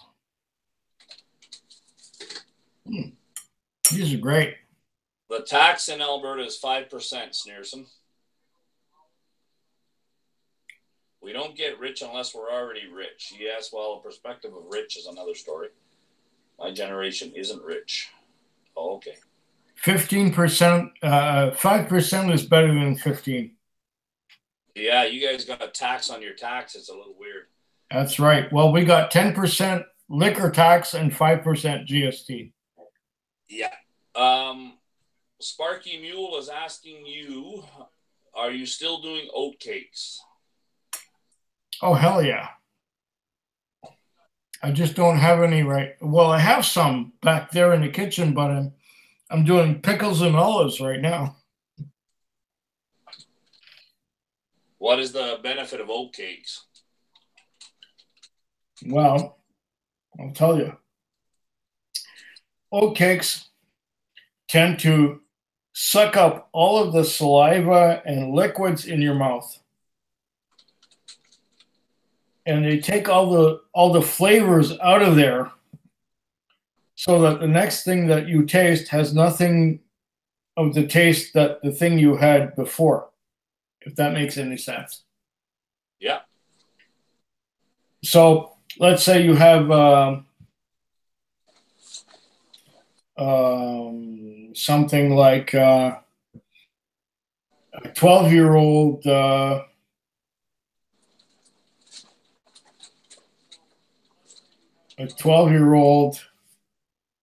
let me get this right. A 12-year-old anything, whatever.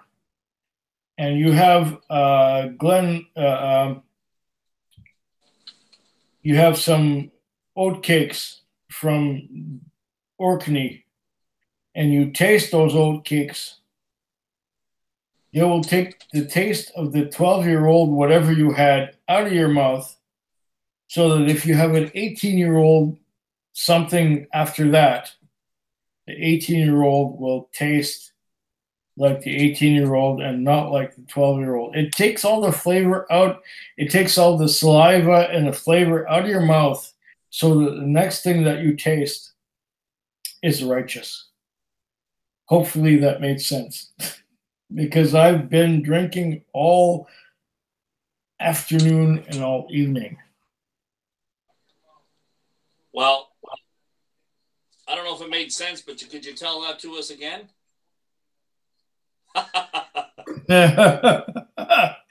Try again, pal.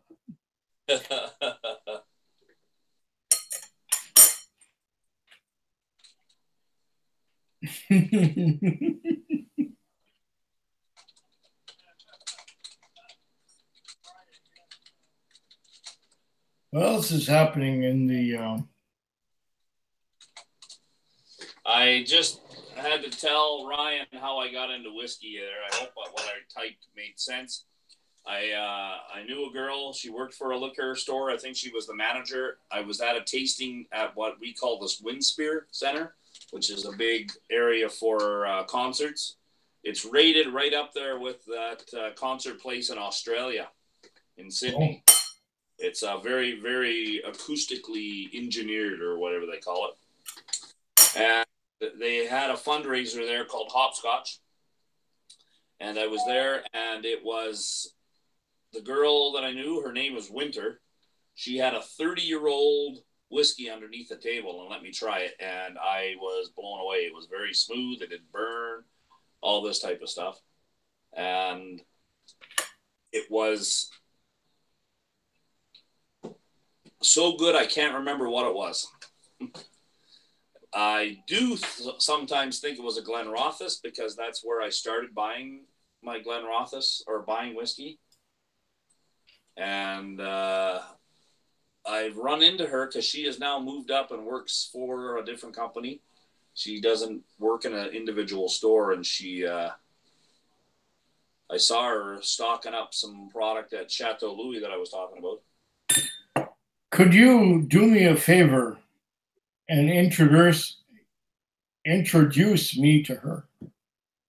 To Winter?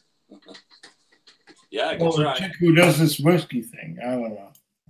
Yeah, she's not doing that now. She works for somebody that imports wine.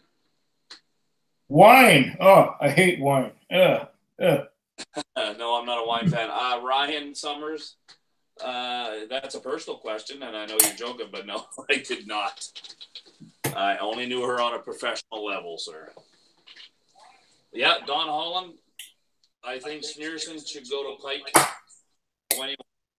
Food Queen, you're going to have to entertain your guys. I'm going to be right back. Okay, I'll do what little I can. Oh, I think you can. Here, we'll give them something to look at. No, you give me lots to look at.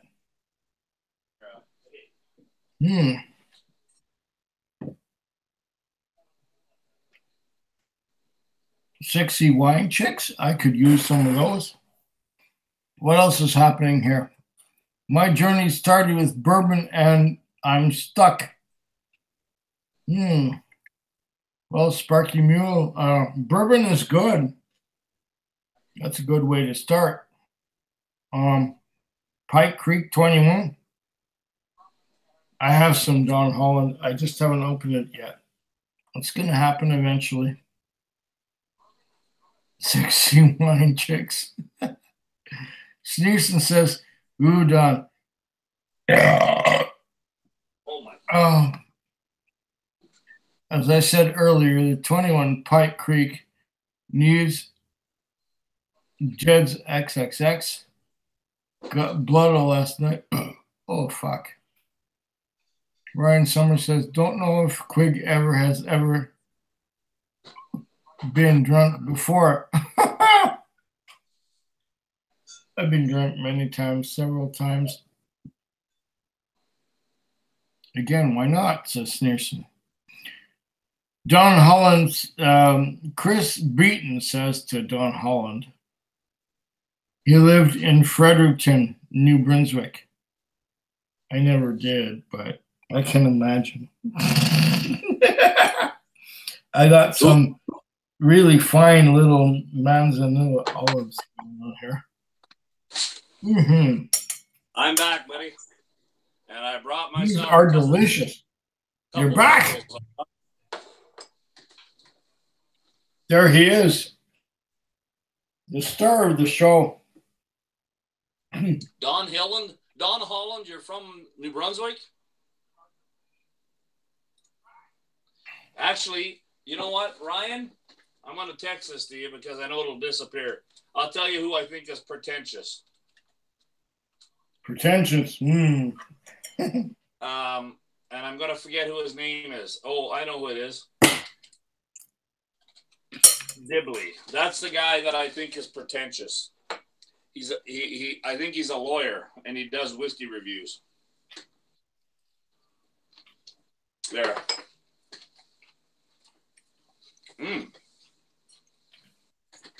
That is one sweet pickle, mother, son of a whoa. Oh. Those Hutterite women know how to make pickles. I need to meet more of those. Don Holland says he's as sober as a taxi driver. What do you know? I do law as well as throttle. I don't know anything about the law. I ride motorbikes, and I know that when I get pulled over by the cops that my mouth is attached to their pen, so I usually try to shut up then. I drive taxi, and I look slow, so the cops never bother me.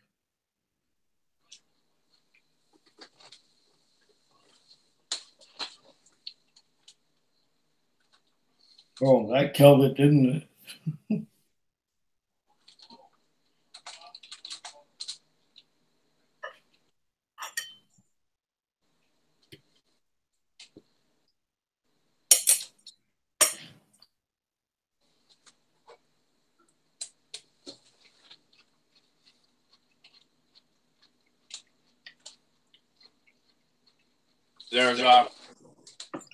They're asking me a question here. Ryan put me on the spot by asking me who the most pretentious YouTuber was, but I gave an answer. But somebody there, Sneerson, must know who he is. I've only watched a couple of his videos, but just my opinion. I don't think he's a bad guy, but maybe I should watch more of his reviews.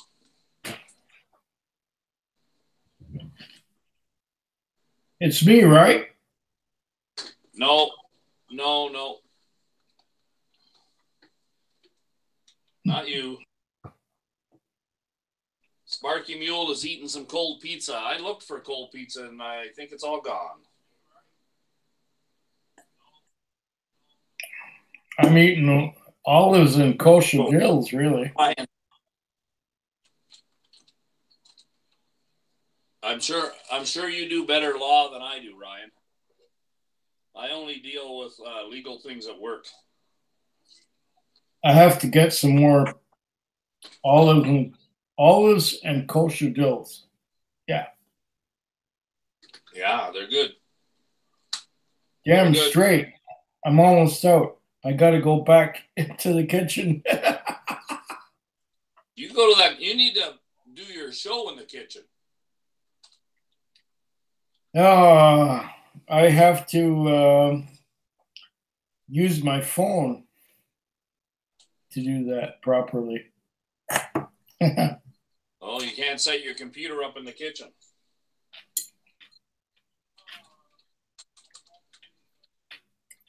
Well, this is a bachelor apartment, and it's kind of cramped. Looks like you got lots of room. I do what I can.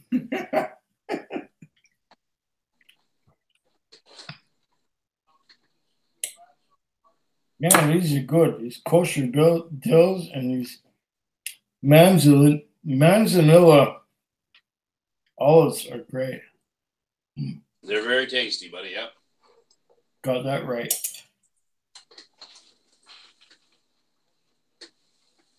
Okay. I'm going to let you go.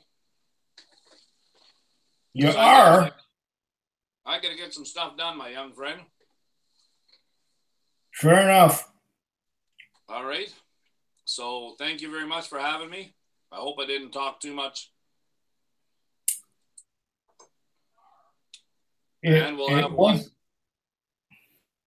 Go ahead. It's been a pleasure and a half, and it's a great thing that you have joined me in this little live thing that we've been doing. Thank you. I have to admit right now, I've had a little too much to drink. Well, so if I don't make any sense right now, my apologies. And I hope you have yourself a good night, and so on and so on and so on. You too. Salanche. Have a good night. Slancheva.